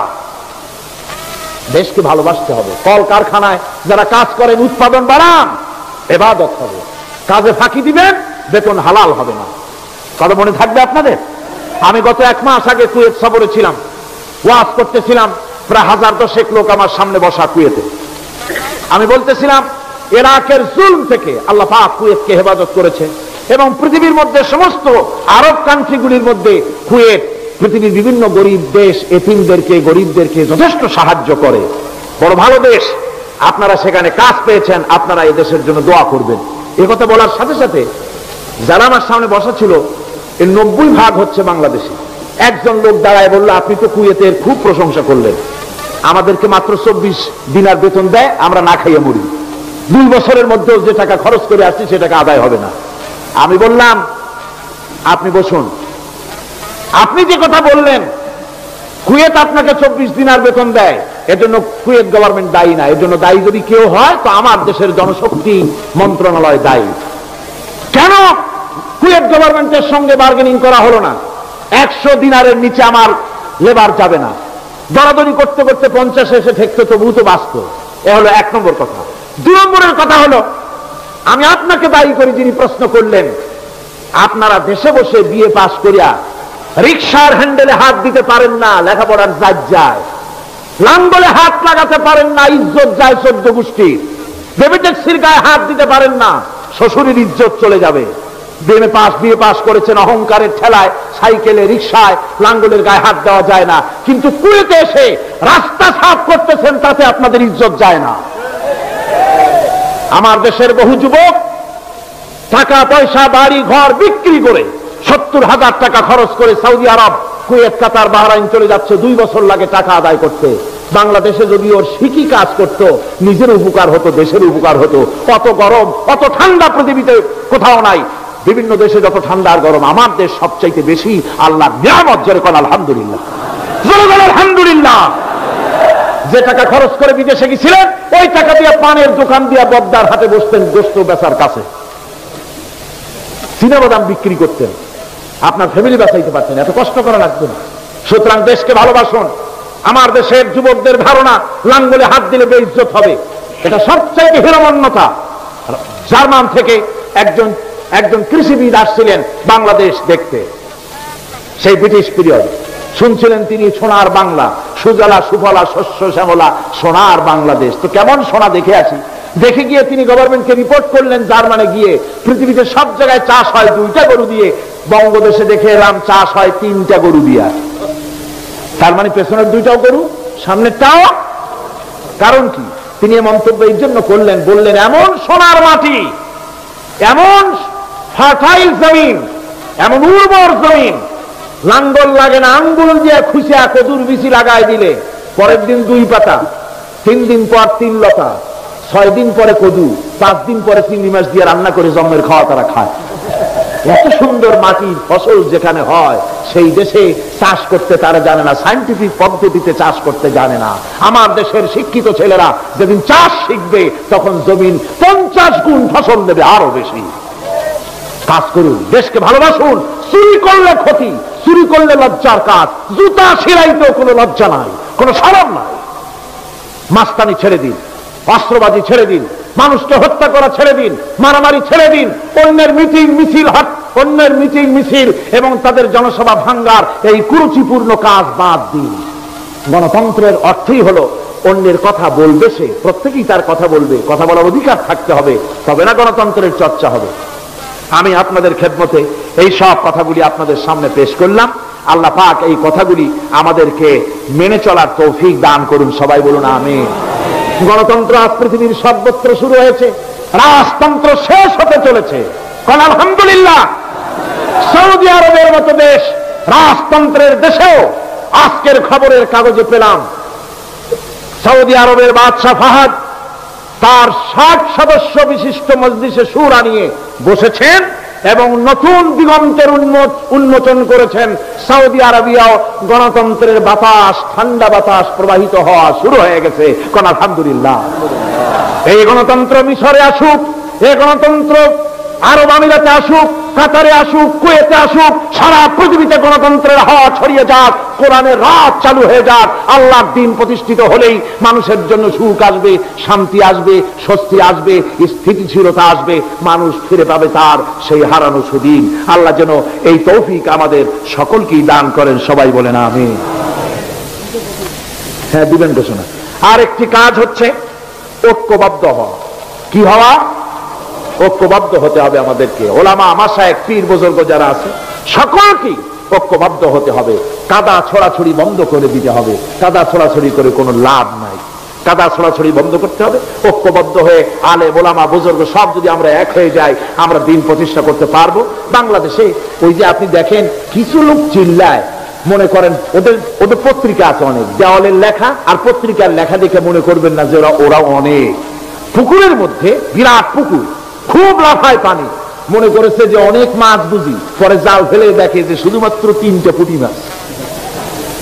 সারা শহরে ওদের পত্রিকা বেশি, দেওয়ালে তারা লেখে বেশি, তাই বলে মনে করবেন না যে ভারতপন্থী আর রুশপন্থীতে দেশ ভরে গেছে। না, তাওহীদি জনতার উত্তাল ঢেউ চলছে সারা বাংলাদেশে। যখন প্রয়োজন হবে জিহাদের ডাক আসবে, জান দিতে হবে, মাল দিতে হবে, রক্ত দিতে হবে। আমাদের রক্তের উপরে ইসলামের পতাকা উত্তীর্ণ হয়ে বাংলার জমিনে কোরআনের শাসন চালু হবে ইনশাআল্লাহ। আলহামদুলিল্লাহ, আল্লাহ রাব্বুল আলামিন আমাদের এসব কথা মেনে চলার তৌফিক দিন, জোরে বলেন আমিন। আর এসব কাজ করার জন্য আমি যুবকদেরকে ডাকবো। ইসলাম প্রতিষ্ঠার জন্য যুবকরা হলো সবচেয়ে বেশি জরুরি। যুবক সবচেয়ে বেশি জরুরি কি? জোরে কোন কি? তাকায় দেখেন তো, মাহফিলে মাথা উঁচু করে না, আপনি যেখানে বসে আছেন আপনার ডান দিকে তাকান, বাম দিকে তাকান, কাদেরে দেখেন? কোন? সারা মাহফিলে কাদেরে দেখেন? ও যুবকেরা, কিয়ামতে তোমরাই যাবা বেশি বেহেশতে, তোমরাই যাবে। সুবহানাল্লাহ। বেহেশতে কারা যাবে? যুবকরা যাবে, তোমরা বেহেশতে যাবে। আমি আমার কলেজের ছাত্র, ইউনিভার্সিটির ছাত্র, সমস্ত ছাত্র যুবকদেরকে বলতে চাই, যুবকেরা শুনে নাও, তোমাদের নেতারা ঢাকা থেকে যখন তোমাদের কাছে আসে, যে পার্টি তুমি করো না কেন, তোমাকে টাকা দেয়, অস্ত্র দেয়, নারী দেয়, মদ দেয়, পরের মিটিং ভাঙতে বলে, মিছিল ভাঙতে বলে।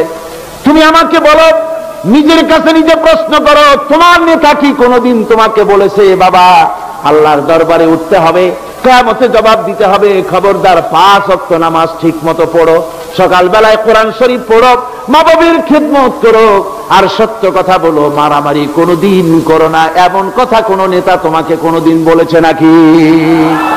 বলে নাই। তোমার নেতারা তোমাকে লাঠির মতো ব্যবহার করে।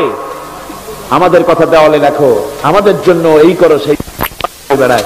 আমি যুবকদের বলি, যুবক ভাইরা ফিরে আসো ইসলামের দিকে। তোমাদের রক্তের উপর ইসলাম প্রতিষ্ঠিত হয়েছে, আবার ভবিষ্যতেও তোমাদের রক্ত দিয়েই, তোমাদের শক্তি দিয়েই দ্বীন প্রতিষ্ঠিত হবে। শাহাদাতের মৌতের চাইতে আরামের মৌত আর পৃথিবীতে মোটেও নাই। সুবহানাল্লাহ।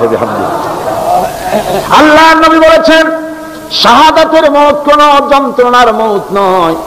পিঁপড়ায় কাটলে পরে যতটুকুন যন্ত্রণা হয়, শাহাদাতের মওতে এর চাইতে বেশি কোনো যন্ত্রণা নয়। আল্লাহর দরবারে শাহাদাতের নজরানা যদি পেশ করা যায়, সেজন্য ইসলামের পথ হলো বড় পথ, আর কোনো পথ নাই। কোনো হিসাব হবে না, কোনো বিচার হবে না। কিয়ামতের ময়দানে আল্লাহ রাব্বুল আলামিন শহীদকে তার জান্নাত বিনা হিসাবে দিয়া দিবেন।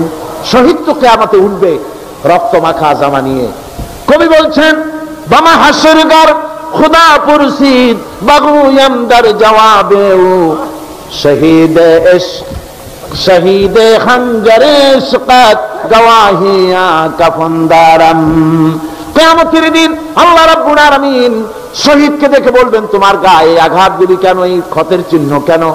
বলবে, আল্লাহ তোমার দিন প্রতিষ্ঠার জন্য রক্ত দিয়েছি, জান দিয়েছি, মাল দিয়েছি, কাফেররা আমারে কোপায়েছে, গুলি মেরেছে, ওই চিহ্ন নিয়ে তোমার দরবারে হাজির হয়ে গেছি। আল্লাহ রাব্বুল আলামিন বলবেন, আমার বান্দা তোমার কলিজার ভিতরে সন্তানের মায়া স্ত্রীর মহব্বত কাজ করে নাই, দুনিয়ার কোন মহব্বত কাজ করলো না। আমার মহব্বতে, আমার দ্বীনের মহব্বতে, আমার কোরআনের মহব্বতে তুমি তোমার জীবনটা দিয়ে দিয়েছো। আমি এই জন্য আজ তোমার কোনো হিসাব নেব না, বিনা হিসাবে আমার জান্নাতে চলে যাও। আমার যুবক ভাইরা, তোমরাও চাও শোষণ মুক্ত সমাজ, আমরাও চাই শোষণ মুক্ত সমাজ। সুতরাং তোমাদের মধ্যে আমাদের মধ্যে চাওয়ার মধ্যে কোনো পার্থক্য নাই, ঠিক কিনা? চাওয়ার মধ্যে কোনো পার্থক্য নেই, পদ্ধতির মধ্যে পার্থক্য। তোমরা চাও ধর্ম নিরপেক্ষ মতবাদের মাধ্যমে, সমাজতন্ত্রের মাধ্যমে। আল্লাহর কসম, ওই সমস্ত মতবাদের মাধ্যমে শান্তি আসবে না। শান্তি আসবে শুধু কিসের মাধ্যমে? তাই যুবকদের বলতে চাই, হযরত আবু বকরের মতো, হযরত ওমরের মতো, খালিদ বিন ওলীদের মতো, সালাউদ্দিন আইয়ুবীর মতো, টিপু সুলতানের মতো, শহীদ তিতুমীরের মতো ও যুবক মুসলমান, সব রকমের ষড়যন্ত্রের চালকে ছিন্ন করে বেরিয়ে আসো ইসলামের কোলে। আল্লাহর ইসলামকে, কোরআনকে বাংলার জমিনে প্রতিষ্ঠিত করার জন্য আজকের তাফসীরের মাহফিলে আগত যুবকেরা, তোমরা কি রক্ত দিতে রাজি আছো?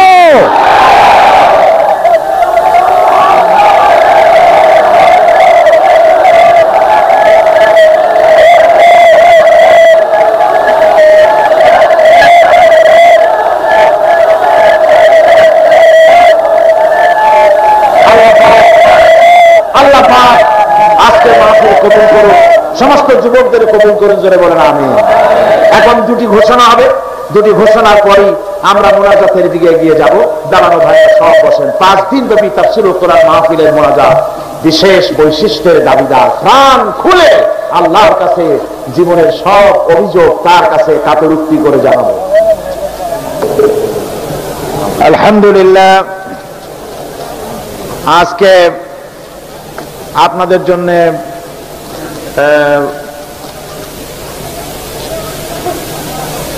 এক তো সুখবর যে কোরআনে কারীমের তাফসীর আমরা শুনতে পেরেছি। 2 নম্বরে আমরা মুনাজাতের দিকে এগিয়ে যাচ্ছি। 3 নম্বরে আলহামদুলিল্লাহ আজকে মোট 14 জন ইসলাম কবুল করতে যাচ্ছেন। এর আগে তৃতীয় দিন ইসলাম কবুল করেছিলেন 10 জন, 5 জন, এবং চতুর্থ দিন ইসলাম কবুল করেছেন একজন খ্রিস্টান মহিলা সহ 5 জন। এ গেল 10, আর আজকের 14। সর্বমোট এবারের তাফসীরুল কোরআন মাহফিলে 24 জন অমুসলিম ভাই কোরআনে কারীমের সুশীতল ছায়ায়, ইসলামের সুশীতল ছায়ায় আশ্রয় গ্রহণ করলেন। 24 জন অমুসলিম ভাই ইসলাম কবুল করলেন। আলহামদুলিল্লাহ, আলহামদুলিল্লাহ। এখন ওনাদেরকে ইসলাম কবুল করানো হচ্ছে। দাঁড়ান, আমার কাছে আসেন, সব সব আমার কাছে আসেন, হাত ধরেন। না, কোনো কথা নয়, কোনো কথা নয়।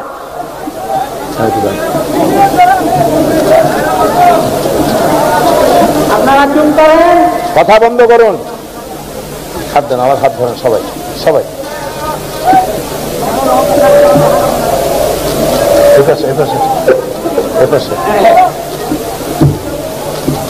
তুমি এদিকে আসো, হাত দেন, হাত দেন। আপনারা একটু সরে যান। লা ইলাহা, এটা উঁচু করেন, এটা উঁচু করেন। লা ইলাহা ইল্লাল্লাহু মুহাম্মাদুর রাসূলুল্লাহ। আল্লাহ ছাড়া কোন ইলাহ নাই, মাবুদ নাই, উপাস্য নাই। মুহাম্মদ সাল্লাল্লাহু আলাইহি ওয়াসাল্লাম আল্লাহ প্রেরিত রাসূল। আশহাদু আন লা ইলাহা ইল্লাল্লাহু ওয়াহদাহু লা শারীকা লাহু ওয়া আশহাদু আন্না মুহাম্মাদান আবদুহু ওয়া রাসূলুহু। আমি সাক্ষ্য দিচ্ছি আল্লাহ ছাড়া কোন ইলাহ নাই, মাবুদ নাই, উপাস্য নাই। তিনি এক, তিনি একক, নিরঙ্কুশ, তার কোন অংশীদার নাই। আমি আরো সাক্ষ্য দিচ্ছি মুহাম্মদ সাল্লাল্লাহু আলাইহি ওয়াসাল্লাম আল্লাহর প্রেরিত বান্দা এবং রাসূল। সকলকে বলবো আসসালামু আলাইকুম। বলুন।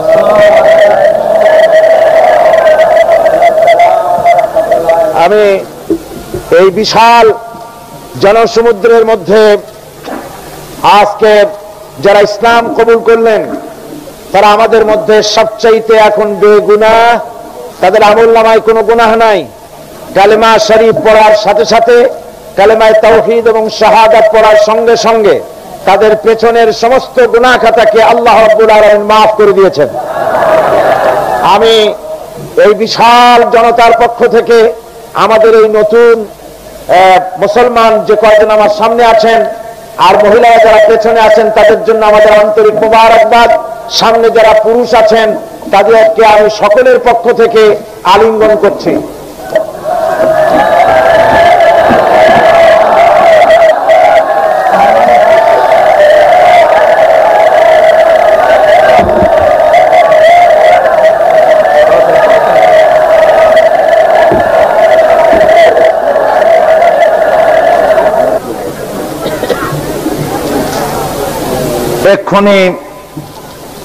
এক্ষুনি মোনাজাত হবে ইনশাআল্লাহ।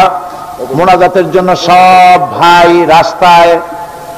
রাস্তার পাশে, দোকানের সামনে, বিল্ডিং এর ছাদে, এমনি চলাচলের রাস্তায় যিনি যেখানে আছেন সেখানে বসুন। বসাই হচ্ছে মোনাজাতের আদব। সমস্ত মুসলমান কেবলামুখী হয়ে বসুন। কেবলামুখী হয়ে বসা আছেন, নামাজের কায়দা নিয়ে বসুন। নামাজের কায়দা নিয়ে বসুন। তাশাহুদ যেভাবে মানুষে পড়ে ওইভাবে করে সমস্ত মানুষ গোলামীর অনুভূতি নিয়ে, বান্দার অনুভূতি নিয়ে, রাজাধিরাজ সম্রাটের সম্রাট আল্লাহ সুবহানাহু ওয়া তাআলা তার দরবারে মুনাজাতের জন্য প্রস্তুতি গ্রহণ করুন। কোন মুসলমান দাঁড়িয়ে থাকবেন না।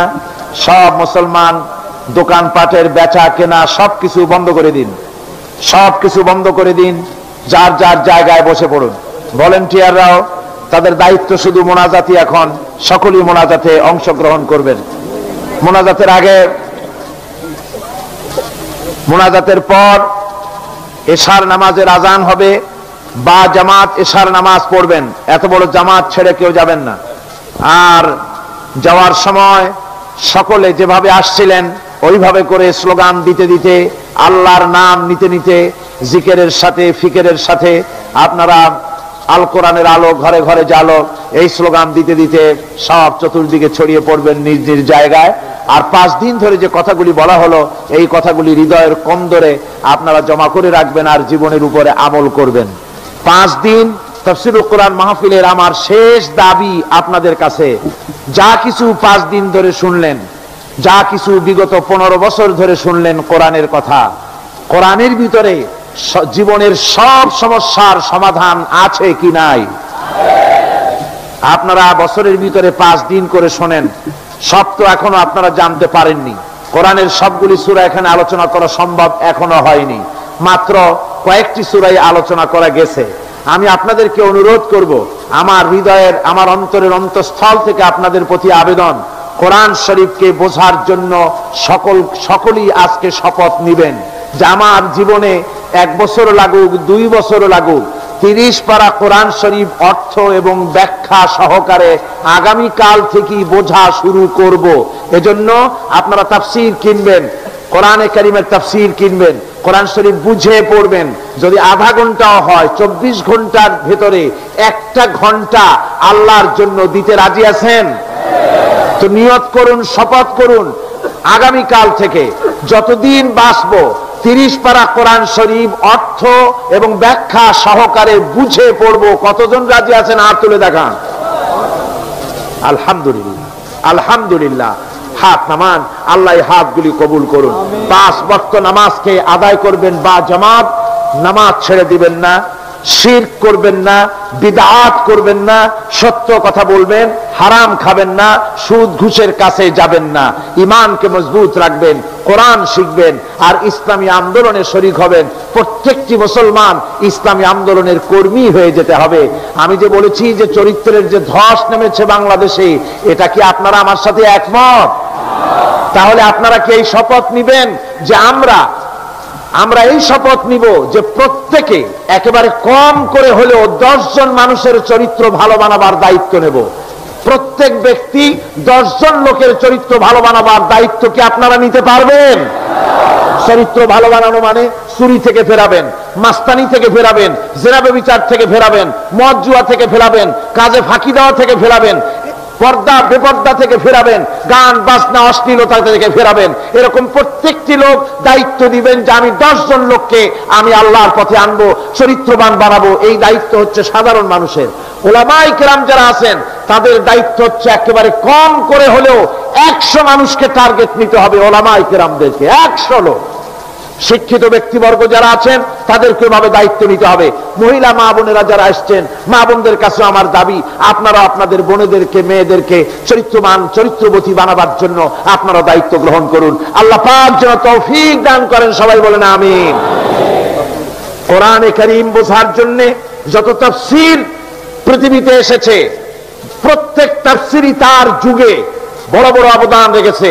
কাশাফ, বাইজাবি, দুররে মনসুর, খাজেন, তাফসিরে কবির, তারপরে রুহুল বায়ান, তাফসিরে আশরাফি, এরপরে মারিফুল কোরআন, ফি জিলালুল কোরআন, সাফাওয়াতুত তাফাসির, এইভাবে করে যত তাফসির এ পর্যন্ত এসেছে, সমস্ত তাফসির তার নিজস্ব পরিমণ্ডলে উল্লেখযোগ্য ভূমিকা রেখেছে উম্মতের উপরে, কোনো সন্দেহ নাই। কিন্তু বর্তমান যুগে যে তাফসিরখানা গোটা পৃথিবীতে সবচেয়ে বেশি আলোড়ন সৃষ্টি করেছে, কোরআনকে জীবন ব্যবস্থা হিসাবে বুঝবার জন্য আধুনিক মন মানসিকতার ভেতরে আলোড়ন সৃষ্টি করেছে এবং বিভিন্ন ভাষায় ছাপা হয়ে পৃথিবীর কোটি কোটি মানুষ তা তেলাওয়াত করছে, বুঝতেছে আর ইসলাম কবুল করতেছে অমুসলিমরা। সেই তাফসীরখানার নাম হচ্ছে তাফহিমুল কোরআন। তাফহিমুল কোরআনের এর মুফাসসির হচ্ছেন, তাফসীর যিনি করেছেন তিনি হচ্ছেন বিশ্ববিশ্রুত, বিশ্ববিখ্যাত, দুনিয়ার অন্যতম শ্রেষ্ঠ ইসলামী চিন্তাবিদ, মুজাদ্দিদ, আল্লামা আল উস্তাজ আস-সাইয়্যিদ আবুল আলা মাওদুদী রাহিমাহুল্লাহ, নাওয়ারাল্লাহু মারকাদাহু ওয়া জাআলাল জান্নাতা মাসওয়াহু। আল্লাহ পাক তাকে জান্নাতুল ফিরদাউস নসিব করুন। সবাই বলুন আমিন। আজকে ষড়যন্ত্র হচ্ছে পৃথিবীতে বিভিন্ন জায়গায়, ইহুদি শক্তি, খ্রিস্টান, কাদিয়ানি শক্তি, বিভিন্ন মুসলিম শক্তির ভেতরেও এ জাতীয় কথাবার্তা দিয়ে জনগণকে বিভ্রান্ত করার চেষ্টা করছে। মাওলানা মওদুদী সাহাবায়ে কেরামদের বিরুদ্ধে কথা বলেছেন, কোরআন শরীফের বিরুদ্ধে বলেছেন, নবীদের বিরুদ্ধে বলেছেন, আজে বাজে কথা বলে তারা মানুষকে বিভ্রান্ত করছেন। মাওলানা মওদুদীর বিরুদ্ধে যত অভিযোগ, সে অভিযোগগুলিকে খণ্ডন করে যে কিতাব আপনাদের সামনে গতকাল আমি বলেছি, কিতাবখানা হচ্ছে মাওলানা মওদুদী উলামায়ে দেওবন্দ কি নজর মে, লিখেছেন আল্লামা হযরত মাওলানা মোহাম্মদ ইলিয়াস, রাইসুল উলুম আল আকলিয়া ওয়াল আকায়েদুল ইসলামিয়া ওয়াত তাফসীর সাবিকান বিল জামিয়া আল ইসলামিয়া ফাতিয়া চিটাগং, বাংলাদেশ। জবরদস্ত একজন আলেম, সাহিবে ইলম, আলেমে দ্বীন, সাহেবুর রায়, একজন জবরদস্ত আল্লামা, পটিয়া মাদ্রাসার প্রাক্তন ওস্তাদ, তিনি এই কিতাবখানা লিখেছেন। ওলামায়ে দেওবন্দ বড় বড় ওলামারা মাওলানা মরহুমের ব্যাপারে কি সব কথা লিখেছেন, তার সপক্ষে আপনারা কিতাবখানা ওলামারা খরিদ করে নিয়ে যাবেন। বাংলা ভাষায় এটা প্রকাশ করা হবে ইনশাআল্লাহ। যার লেখা বই 48টি ভাষায় ছাপা হয়ে গোটা পৃথিবীতে ছড়িয়ে পড়ছে, আর অসংখ্য মুসলিমরা ইসলাম কবুল করতেছেন। সবাই বলুন আলহামদুলিল্লাহ। সুদ, মায়ের সাথে জেনা করার মতো গুনাহ, কিন্তু এই গুনাহ থেকে কেমনে বাঁচবো পরিকল্পনা এই পৃথিবীর বুকে 20 শতাব্দীতে এই পরিকল্পনা দিয়েছেন আল্লামা মওদুদী, যে পরিকল্পনার ভিত্তিতে গোটা পৃথিবীতে ইসলামী ব্যাংক ছড়িয়ে পড়েছে বিশ্বময়। আজকে বাংলাদেশে, সাউথ ইস্ট এশিয়ায়, দক্ষিণ পূর্ব এশিয়ার বাংলাদেশ, এই বাংলাদেশে ইসলামী ব্যাংকের আজকে 62টি শাখা ছড়িয়ে পড়েছে সব জেলায়, প্রত্যন্ত অঞ্চলে। এমনকি অমুসলিম দেশেও টোকিওতে ইসলামী ব্যাংক হয়েছে, সুইজারল্যান্ডে ইসলামী ব্যাংক হয়েছে, জার্মানিতে ইসলামী ব্যাংক হয়েছে, ইংল্যান্ড ইসলামী ব্যাংক হয়েছে, আমেরিকার মতো দেশেও ইসলামী ব্যাংক চালু হয়েছে। তার পরিকল্পনাকারী ছিলেন মাওলানা সৈয়দ মওদুদী রাহিমাহুল্লাহ। আজকের যে ওআইসি, এর পরিকল্পনা মাওলানা মওদুদী রাহমাতুল্লাহ আলাইহির।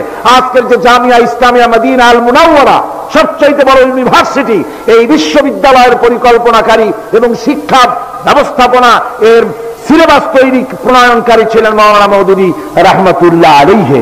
আজকে ইসলামী সেক্রেটারিয়েট সহ গোটা বিশ্বের ইসলামকে ঐক্যবদ্ধ করার জন্য ইসলামী শক্তিকে তার অবদানের কুল ছিল না। আল্লাহর মেহেরবানি, তাকে আল্লাহ পাক বড় মর্যাদা দিয়েছেন। কাবা শরীফের ইমামের কথা আমার হযরত মাওলানা শামসুদ্দিন সাহেব বললেন, এই কাবা শরীফের ইমাম সাহেব এসেছিলেন জানাজা পড়ার জন্য লাহোরে। ফ্লাইট ক্যান্সেল হওয়ার কারণে সময় মতো পৌঁছতে পারেন নাই, কিন্তু দাফন হয়ে যাওয়ার পর ওনার জানাজা পড়লেন মুফাক্কির ইসলাম আল্লামা ইউসুফ আল কারজাবি, যিনি কাতার ইসলামী ইউনিভার্সিটির শরিয়া ফ্যাকাল্টির ডিন। তিনি জানাজা পড়লেন। কাবা শরীফের ইমাম শাইখুল হারামাইনুশ শরীফাইন মাওলানা মওদুদীর কবরের কাছে এসে দাঁড়িয়ে বললেন, মাওলানা মওদুদী নামক এক ব্যক্তিকে আজকে মাদফুন করা এখানে হয় নাই, আজ যেন উম্মতের দ্বীপ্রহরের সূর্যটাকে কবরের মধ্যে রাখা হয়। আমি লন্ডন থেকে যখন লন্ডনে ছিলাম, পাকিস্তান জামাত ইসলামীর নায়েবে আমির খুররাম মুরাদ সাহেব আমাকে টেলিফোন করে বললেন মাওলানা ইন্তেকাল করেছেন বাফেলো হসপিটালে। পরের দিন আমার ফ্লাইট ছিল জেদ্দায়। এয়ারপোর্টে এসে দেখি টুপিতে ভরা। হিথ্রো এয়ারপোর্টে এত টুপি। শুনলাম মাওলানার লাশ আসতেছে এখানে তার জানাজা হবে। আমি টিকিটের দিকে দেখলাম আমার মাত্র 1 ঘন্টা সময়, জানাজায় শরীক হতে পারবো না। বদকিসমত মনে করে প্লেনে উঠলাম এবং মক্কা শরীফে চলে গেলাম। সেদিন ছিল শুক্রবার। জুমার নামাজ পড়া হয়ে যাওয়ার সাথে সাথে ইমাম সাহেব ঘোষণা করলেন, আসসালাতু আলা রাসূল আসসামাহাতু শাইখ আল উস্তাদ as-সাইয়্যিদ আবুল আলা মওদুদী রাহিমাহুল্লাহ। এখন গায়েবানা জানাজা হবে মাওলানা মওদুদী রাহমাতুল্লাহ আলাইহি কাবা শরীফে। আমি নিজে জানাজায় শরীক হয়েছি। নাজ্জাশী বাদশার গায়েবানা জানাজার পরে হারামের শরীফের ভিতরে, আল্লাহর এই হারাম মসজিদে হারামের ভিতরে গায়েবানা জানাজা কারো হয় নাই। আল্লাহ রাব্বুল আলামিন মাওলানার কিসমতে তা রেখেছিলেন। আমার বন্ধুগণ, এত বড় মুফাক্কির ইসলামের বিরুদ্ধে যারা কথা বলতে চেষ্টা করেন, আল্লাহ পাক তাদেরকে হেদায়েত নসিব করুন। সবাই বলুন আমিন। সবাই জোরে সোরে বলুন আমিন। আল্লাহ পাক আমাদের সকলকে হক বোঝার তৌফিক দান করুন, হকের পথে চলার তৌফিক দান করুন। আসুন এক্ষুনি মোনাজাত, আর মোটেই দেরি নাই। দাঁড়ানো এখনো যাদের 2-1 আমি দাঁড়ানো দেখছি, এক মুহূর্তে বসে পড়ুন। সবাই পড়েন আউযু বিল্লাহি মিনাশ শাইতানির রাজীম, বিসমিল্লাহির রহমানির রহিম, আস্তাগফিরুল্লাহ আস্তাগফিরুল্লাহ আস্তাগফিরুল্লাহ রাব্বি মিন কুল্লি যামবিন ওয়া আতুবু ইলাইহি লা হাওলা ওয়ালা কুওয়াতা ইল্লা বিল্লাহিল আলিয়্যিল আযীম। আয় আল্লাহ তাআলা, আমি তওবা করছি, জীবনে আর কখনো শরীয়তের ওজর ছাড়া ফরজ নামাজ, ফরজ রোজা ছেড়ে দেব না। ইয়া আল্লাহ, এই মুহূর্ত থেকে শরাব, জুয়া, জেনা, সুদ, ঘুষ, মিথ্যা, বেপরদিগি, সব রকমের কাবায়ের থেকে, শিরক থেকে, বিদআত থেকে তোমার কাছে পানাহ চাই। তওবা করছি। তওবা ইয়া রব্বি, তওবা ইয়া রব্বি, তওবা ইয়া আল্লাহ, তওবা ইয়া আল্লাহ, তওবা ইয়া আল্লাহ, লা ইলাহা ইল্লাল্লাহু মুহাম্মাদুর রাসূলুল্লাহ, আশহাদু আন লা ইলাহা ইল্লাল্লাহু ওয়াহদাহু লা শারীকা লাহু ওয়া আশহাদু আন্না মুহাম্মাদান আবদুহু ওয়া রাসূলুহু। সমস্ত মানুষ মনকে নরম করে, বিশাল আকাশের মালিক, আমাদের হায়াতের মালিক, আমাদের মওতের মালিক, আমাদের সুখ দুঃখের মালিক, আমাদের মনিব, আমাদের রব, সর্বস্রষ্টা, সর্বশ্রেষ্ঠ মালিক মহান আল্লাহ রাব্বুল আলামিনের সামনে মাথা নিচু করে একান্ত গোলামের মতো, ভিক্ষুকের মতো, কাঙ্গালের মতো জীবনের সব দুঃখ দুর্দশা আল্লাহর কাছে বলবো। আমরা আমাদের গুনার কথা বলবো, আল্লাহর কাছে মাফ চাইবো। আল্লাহুম্মা আমিন। রব্বানা ظلمنا أنفسنا وإن لم تغفر لنا وترحمنا لنكونن من الخاسرين ربنا ظلمنا أنفسنا وإن لم تغفر لنا وترحمنا لنكونن من الخاسرين ربنا لا تزغ قلوبنا بعد إذ هديتنا وهب لنا من لدنك رحمة إنك أنت الوهاب رب العالمين লক্ষ লক্ষ মুসলমান নরনারী 5 দিন ব্যাপী কোরআনে কারীমের তাফসীরের মাহফিল শেষ করে আজকে আকাশের নিচে বসে কাঙ্গালের মতো, ভিক্ষুকের মতো গুনার বোঝা মাথায় নিয়া তোমার দরবারে ছোট ছোট 2খানা হাত তুলে ধরেছি। রব্বুল আলামিন, আমাদের গুনার দিকে নজর করো না, আমাদের গুনার দিকে তাকায়ো না। আমরা এত গুনাহ করেছি, সেদিকে তাকালে হয়তো রহমত করতে ইচ্ছে করবে না। আল্লাহ,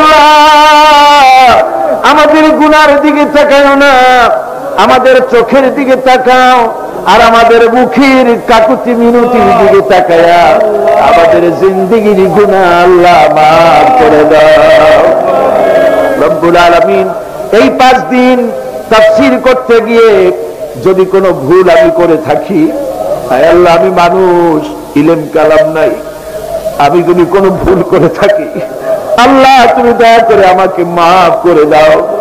কোন ভুল কথা যদি বলে থাকি তোমার বান্দাদের স্মৃতি থেকে তা মিটাইয়া দাও। আয় আল্লাহ, হক কথা যা বলেছি, কোরআনের কথা, হাদিসের কথা, তিলাওয়াত যা হয়েছে, জিকির আজকার হয়েছে, আল্লাহ এতে তুমি খুশি হয়ে যে সওয়াবটুকুন দিবে, আল্লাহ দয়া করে সওয়াবটুকুন সরওয়ারে কায়নাত আশরাফুল আম্বিয়া সাইয়্যিদুল মুরসালিন রাহমাতুল লিল আলামিন জনাবে মুহাম্মদুর রাসূলুল্লাহ সাল্লাল্লাহু আলাইহি ওয়াসাল্লামের রূহ মুবারকে পৌঁছায়া দাও। রব্বুল আলামিন, तमाम পৃথিবীর মাটির নিচে যত মুমিন মুমিনাত শুয়ে আছে আল্লাহ তাদের আরওয়ার পরে সওয়াব পৌঁছায়া দাও। রব্বুল আলামিন, আমরা বড় গুনাহগার। এই মুহূর্তে মনে পড়ে গেল আমাদের আব্বাজানের কথা, আমাদের মার কথা মনে পড়ে গেল। আল্লাহ, আয় আল্লাহ, আমাদের আব্বাজান যারা কবরে চলে গেছে, আমাদের জন্য কত কষ্ট করেছেন আল্লাহ, বাপজানের কবরটাকে বেহেশত বানাইয়া দাও। রব্বুল আলামিন, আব্বার কথা কি বলা যায়? আমাদের মানুষ করার জন্য কত কষ্ট করেছেন, কত মিথ্যা মামলা করেছেন, কত বাড়ি ঘর করে গেছেন আমাদের জন্য। একটা পয়সা নিয়ে যান নাই, কিছু নিয়ে যায় নাই, খালি হাতে চলে গেছে। আল্লাহ, বাপজানের কবরটা বেহেশত বানাইয়া দাও। রব্বুল আলামিন, জনম দুঃখিনী মা, আমাদের বাজানের বিদায় হয়ে গেছে, আল্লাহ বেহেশতের বাগান বানাইয়া দাও কবরটারে। আল্লাহ, কবরগুলিকে জান্নাতুল ফেরদাউস বানাইয়া দাও। রব্বির হামহুমা কামা রব্বায়ানি সগীরা, রব্বির হামহুমা কামা রব্বায়ানি সগীরা। আয় আল্লাহ, মায়ের বুকের দুধগুলো চুষে চুষে খেয়েছি, মায়ের কষ্ট দিছি, মায়ের কোলে পেশাব পায়খানা করেছি। আয় আল্লাহ, মায়ের সাথে যত বেয়াদবি হয়েছে আল্লাহ আমাদের মাফ করে দাও আল্লাহ। মায়ের কবরটাকে জান্নাতুল ফেরদাউস বানায় দাও। আমাদের দাদা দাদি, আমাদের পীর ওস্তাদ, আমাদের বন্ধু বান্ধব যারা মারা গেছে আল্লাহ সকলের রুহের পরে সওয়াব পৌঁছায় দাও। রব্বুল আলামিন, তোমার কাছে আমরা বিনীতভাবে ফরিয়াদ করি, আমরা সবগুলি গুনাহগার, এই মাঠে আমরা সব গুনাহগার। আল্লাহ তোমার রহমতের কুদরতি নজর দিয়ে তাকাও। এই মাহফিলের ভিতরে কত জিনাকার আছে, সুদখোর আছে, বেনামাজি আছে, হত্যাকারী আছে, কত রকমের পাপিষ্ঠ লোক এক জায়গায় এসে আল্লাহ কোরআন শরীফ সামনে নিয়ে বড় আশা করে হাত উঠাইছি। আল্লাহ কত মানুষ দূর দরাজ থেকে আসছে, কোরআনের মাহফিলে দোয়া কবুল হবে নিয়ত করে। আল্লাহ আমাদের গুনাহ মাফ করে দাও। আল্লাহ আমার মক্কা শরীফের ভাই গাওসানি সাহেব, তিনি বলেছেন এই মাঠটাকে তিনি বলেছেন আরাফাতের মতো হয়ে গেছে। আয় আল্লাহ, তোমার ঘরের প্রতিবেশী মেহমান মিয়া গাওসানি সাহেব আমাদের সাথে বসা, আল্লাহ তিনি তোমার ঘরের প্রতিবেশী। আল্লাহ তুমি আরাফাতের সাথে তুলনা করেছেন। আল্লাহ আমরা এখন তো সেখানে যেতে পারি নাই, বাংলাদেশের একটা মাঠে বসে হাত উঁচু করেছি। তোমার কুদরতি নজর দিয়া মেহেরবানি করে একটু আমাদের দিকে তাকাও। আল্লাহ আমাদের দিকে একটু তাকাও। সূরা আর রহমানের তাফসীর করলাম। তুমি তো রহমান, তুমি রহিম, তুমি জব্বার, তুমি সত্তার, তুমি মুহাইমিন, তুমি মুমিন, তুমি মুতাকাব্বির, তুমি সত্তারুল উয়ুব। আল্লাহ আমাদের দিকে তাকাও, আমাদের দিকে তাকাও। আয় আল্লাহ এইভাবে করে মায়ের কাছে দাঁড়ায় যদি মা মা বলে যদি কান্তা, এমন নিষ্ঠুর মা নাই যে কোলে না নিয়ে পারে। আল্লাহ মায়ের চাইতে লক্ষ গুণে মায়া তোমার বেশি, আমাদেরকে রহমতের কোলে টেনে না। আল্লাহ যত মানুষ মাহফিলে হাত উঁচু করছে, যত গুনাহ আছে আজকের মাঠ থেকে কেউ যেন গুনাহ নিয়ে বাড়ি না যায়। আল্লাহ আমাদের জাতির গুনাহ মাফ করো, গুনাহ মাফ করো, মানুষ হত্যা করার গুনাহ মাফ করো, জেনা করার গুনাহ মাফ করো, যত গুনাহ করেছি মাফ করে দাও আল্লাহ।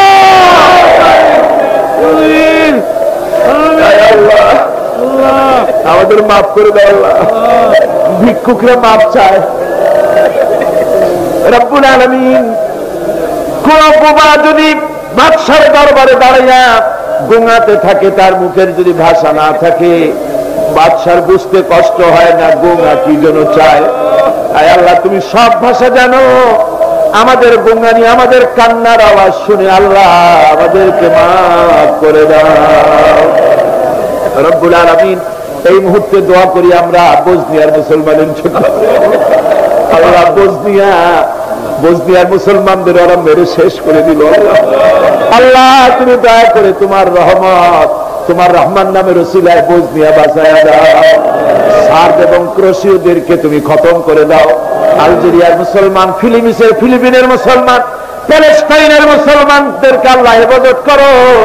মিশরের ইসলামী আন্দোলনের লোকদেরকে আল্লাহ মারা হচ্ছে, তাদেরও তুমি হেফাজত করো। আল্লাহ কাশ্মীরের মুসলমানদেরকে ভারতের কাফের বেঈমানেরা মারতেছে, কাশ্মীরের মুসলমান বাঁচাইয়া দাও। আল্লাহ আরাকানের মুসলমানদেরকে তুমি হেফাজত করো, বার্মার মুসলমানদের হেফাজত করো রব্বুল আলামিন। বাংলাদেশ আমাদের প্রিয় জন্মভূমি, আল্লাহ তুমি দয়া করে এই দেশে কোরআনের শাসন চালু করে দাও।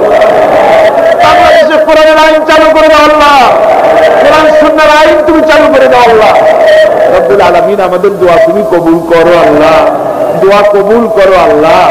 আয় আল্লাহ বিদেশ থেকে যত মেহমান এসেছেন কোরআনের মাহফিলে, আল্লাহ বিদেশি মেহমান ভাইদেরকে তুমি রহম করো আল্লাহ, তাদের প্রতি তুমি রহম করো আল্লাহ।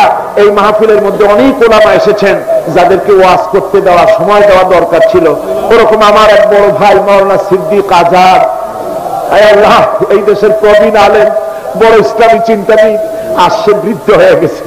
আল্লাহ তুমি মাওলানা সিদ্দিক আজাদের হায়াত দরাজ করে দাও আল্লাহ, তার দ্বীনি খেদমত কবুল করে দাও আল্লাহ। যত আলেম ওলামা মঞ্চে আছেন সমস্ত ওলামাদের হায়াত দরাজ করে দাও, দ্বীনের খেদমত করার তৌফিক দাও রব্বুল আলামিন। আমার ভাই মাওলানা শামসুদ্দিন, এই শামসুদ্দিনকে যে গর্বে ধরেছেন এমন মা, তার পিতা আল্লাহ এমন আলিম যে জন্ম দিয়েছেন, কবরটাকে বেহেশত বানায় দাও। তার মায়ের প্রতি তুমি রহম করো, তার ভাইদের প্রতি রহম করো আল্লাহ। শামসুদ্দিনের চক্ষু দুইটা আমরা তোমার কাছে ফিরত চাই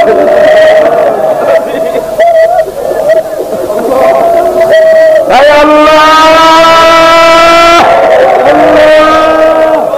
শামসুদ্দিনের চক্ষু ভিক্ষা চাই শুধু তোমার দ্বীনের জন্য, তোমার কোরআনের জন্য। তুমি বলেছো আল্লাহ, আমরা ভিক্ষুকে আমাদের ফিরাই দিও না আল্লাহ। আল্লাহ তুমি তার চোখ দুটো ফিরাই দাও আল্লাহ। আল্লাহ ইয়া আল্লাহ ইয়া আল্লাহ ইয়া আল্লাহ।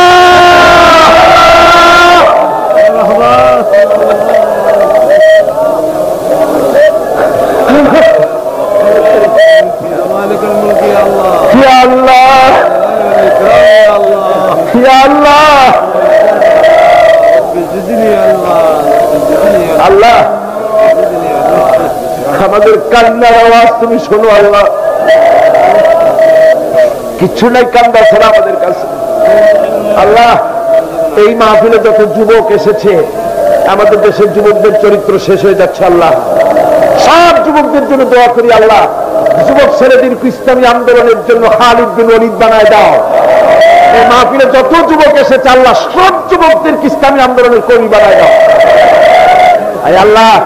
বাংলাদেশের সেনাবাহিনী, বাংলাদেশের বিডিআর তোমার দরবারে মঞ্জুর করো, তাদের সিনা হিম্মত দাও। বাংলাদেশের পুলিশ বাহিনী ইমাম দিয়া কর্মীদের ভরে দাও।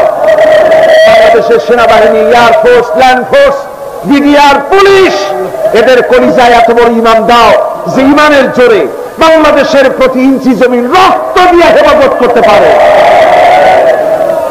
ঘুষ থেকে তাদের বাঁচার তৌফিক দাও আল্লাহ। তোমার কোরআন শরীফের মাহফিল 5টা দিন পর্যন্ত স্বেচ্ছাসেবকরা যা কষ্ট করেছে আল্লাহ, তুমি দেখেছো। ওরা ট্রাফিক পুলিশের দায়িত্ব পালন করেছে, ওরা খায় নাই, রাত দিন কষ্ট করেছে, রৌদ্রে পুড়ে পুড়ে সুন্দর চেহারা অনেকের কালো হয়ে গেছে আল্লাহ। স্বেচ্ছাসেবক গুলোকে জান্নাতুল ফেরদাউসে কিয়ামতের জায়গা দিও, জাহান্নামের আগুন হারাম করে দিও আল্লাহ। ইয়া আল্লাহ ইয়া আল্লাহ। আমার ভাইরা, হুজুর সাল্লাল্লাহু আলাইহি ওয়াসাল্লাম আরাফাতের ময়দানে দুহাত উঁচু করে দিয়ে আল্লাহর কাছে চাইছিলেন যাতে তার বগল দেখা গিয়েছিল।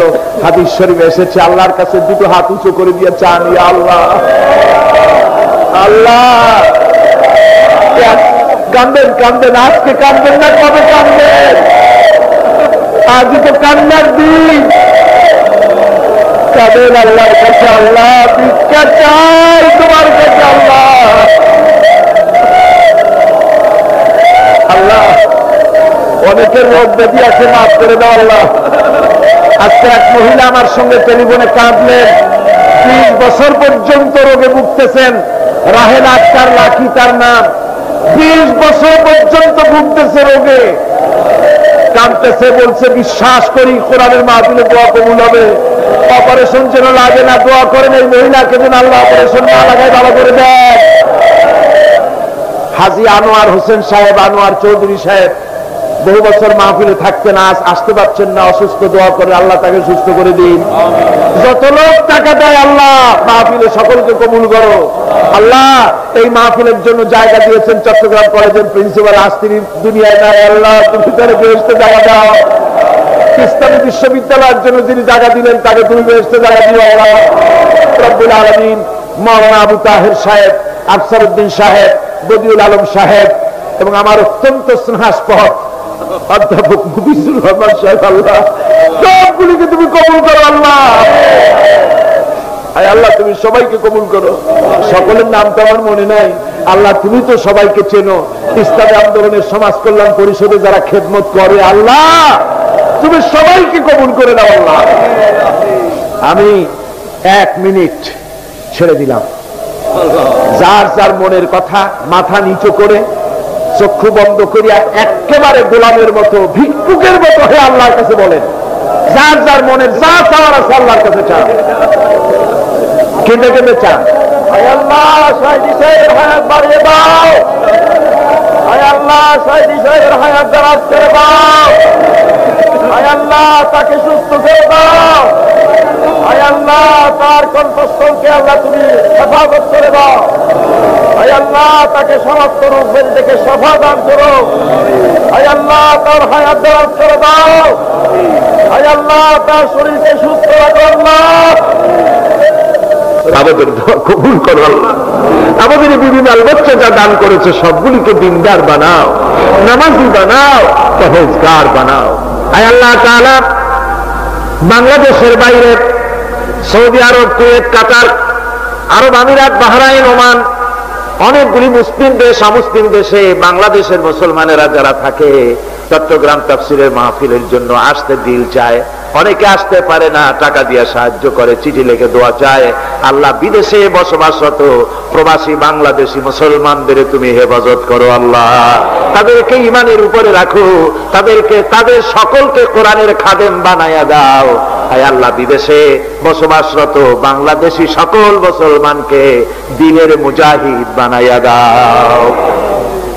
ربنا تقبل منا إنك أنت السميع العليم وتب علينا إنك أنت التواب الرحيم سبحان ربك رب العزة عما يصفون وسلام على المرسلين الحمد لله رب العالمين واجعل آخر كلمة عند الموت لا إله إلا الله محمد رسول الله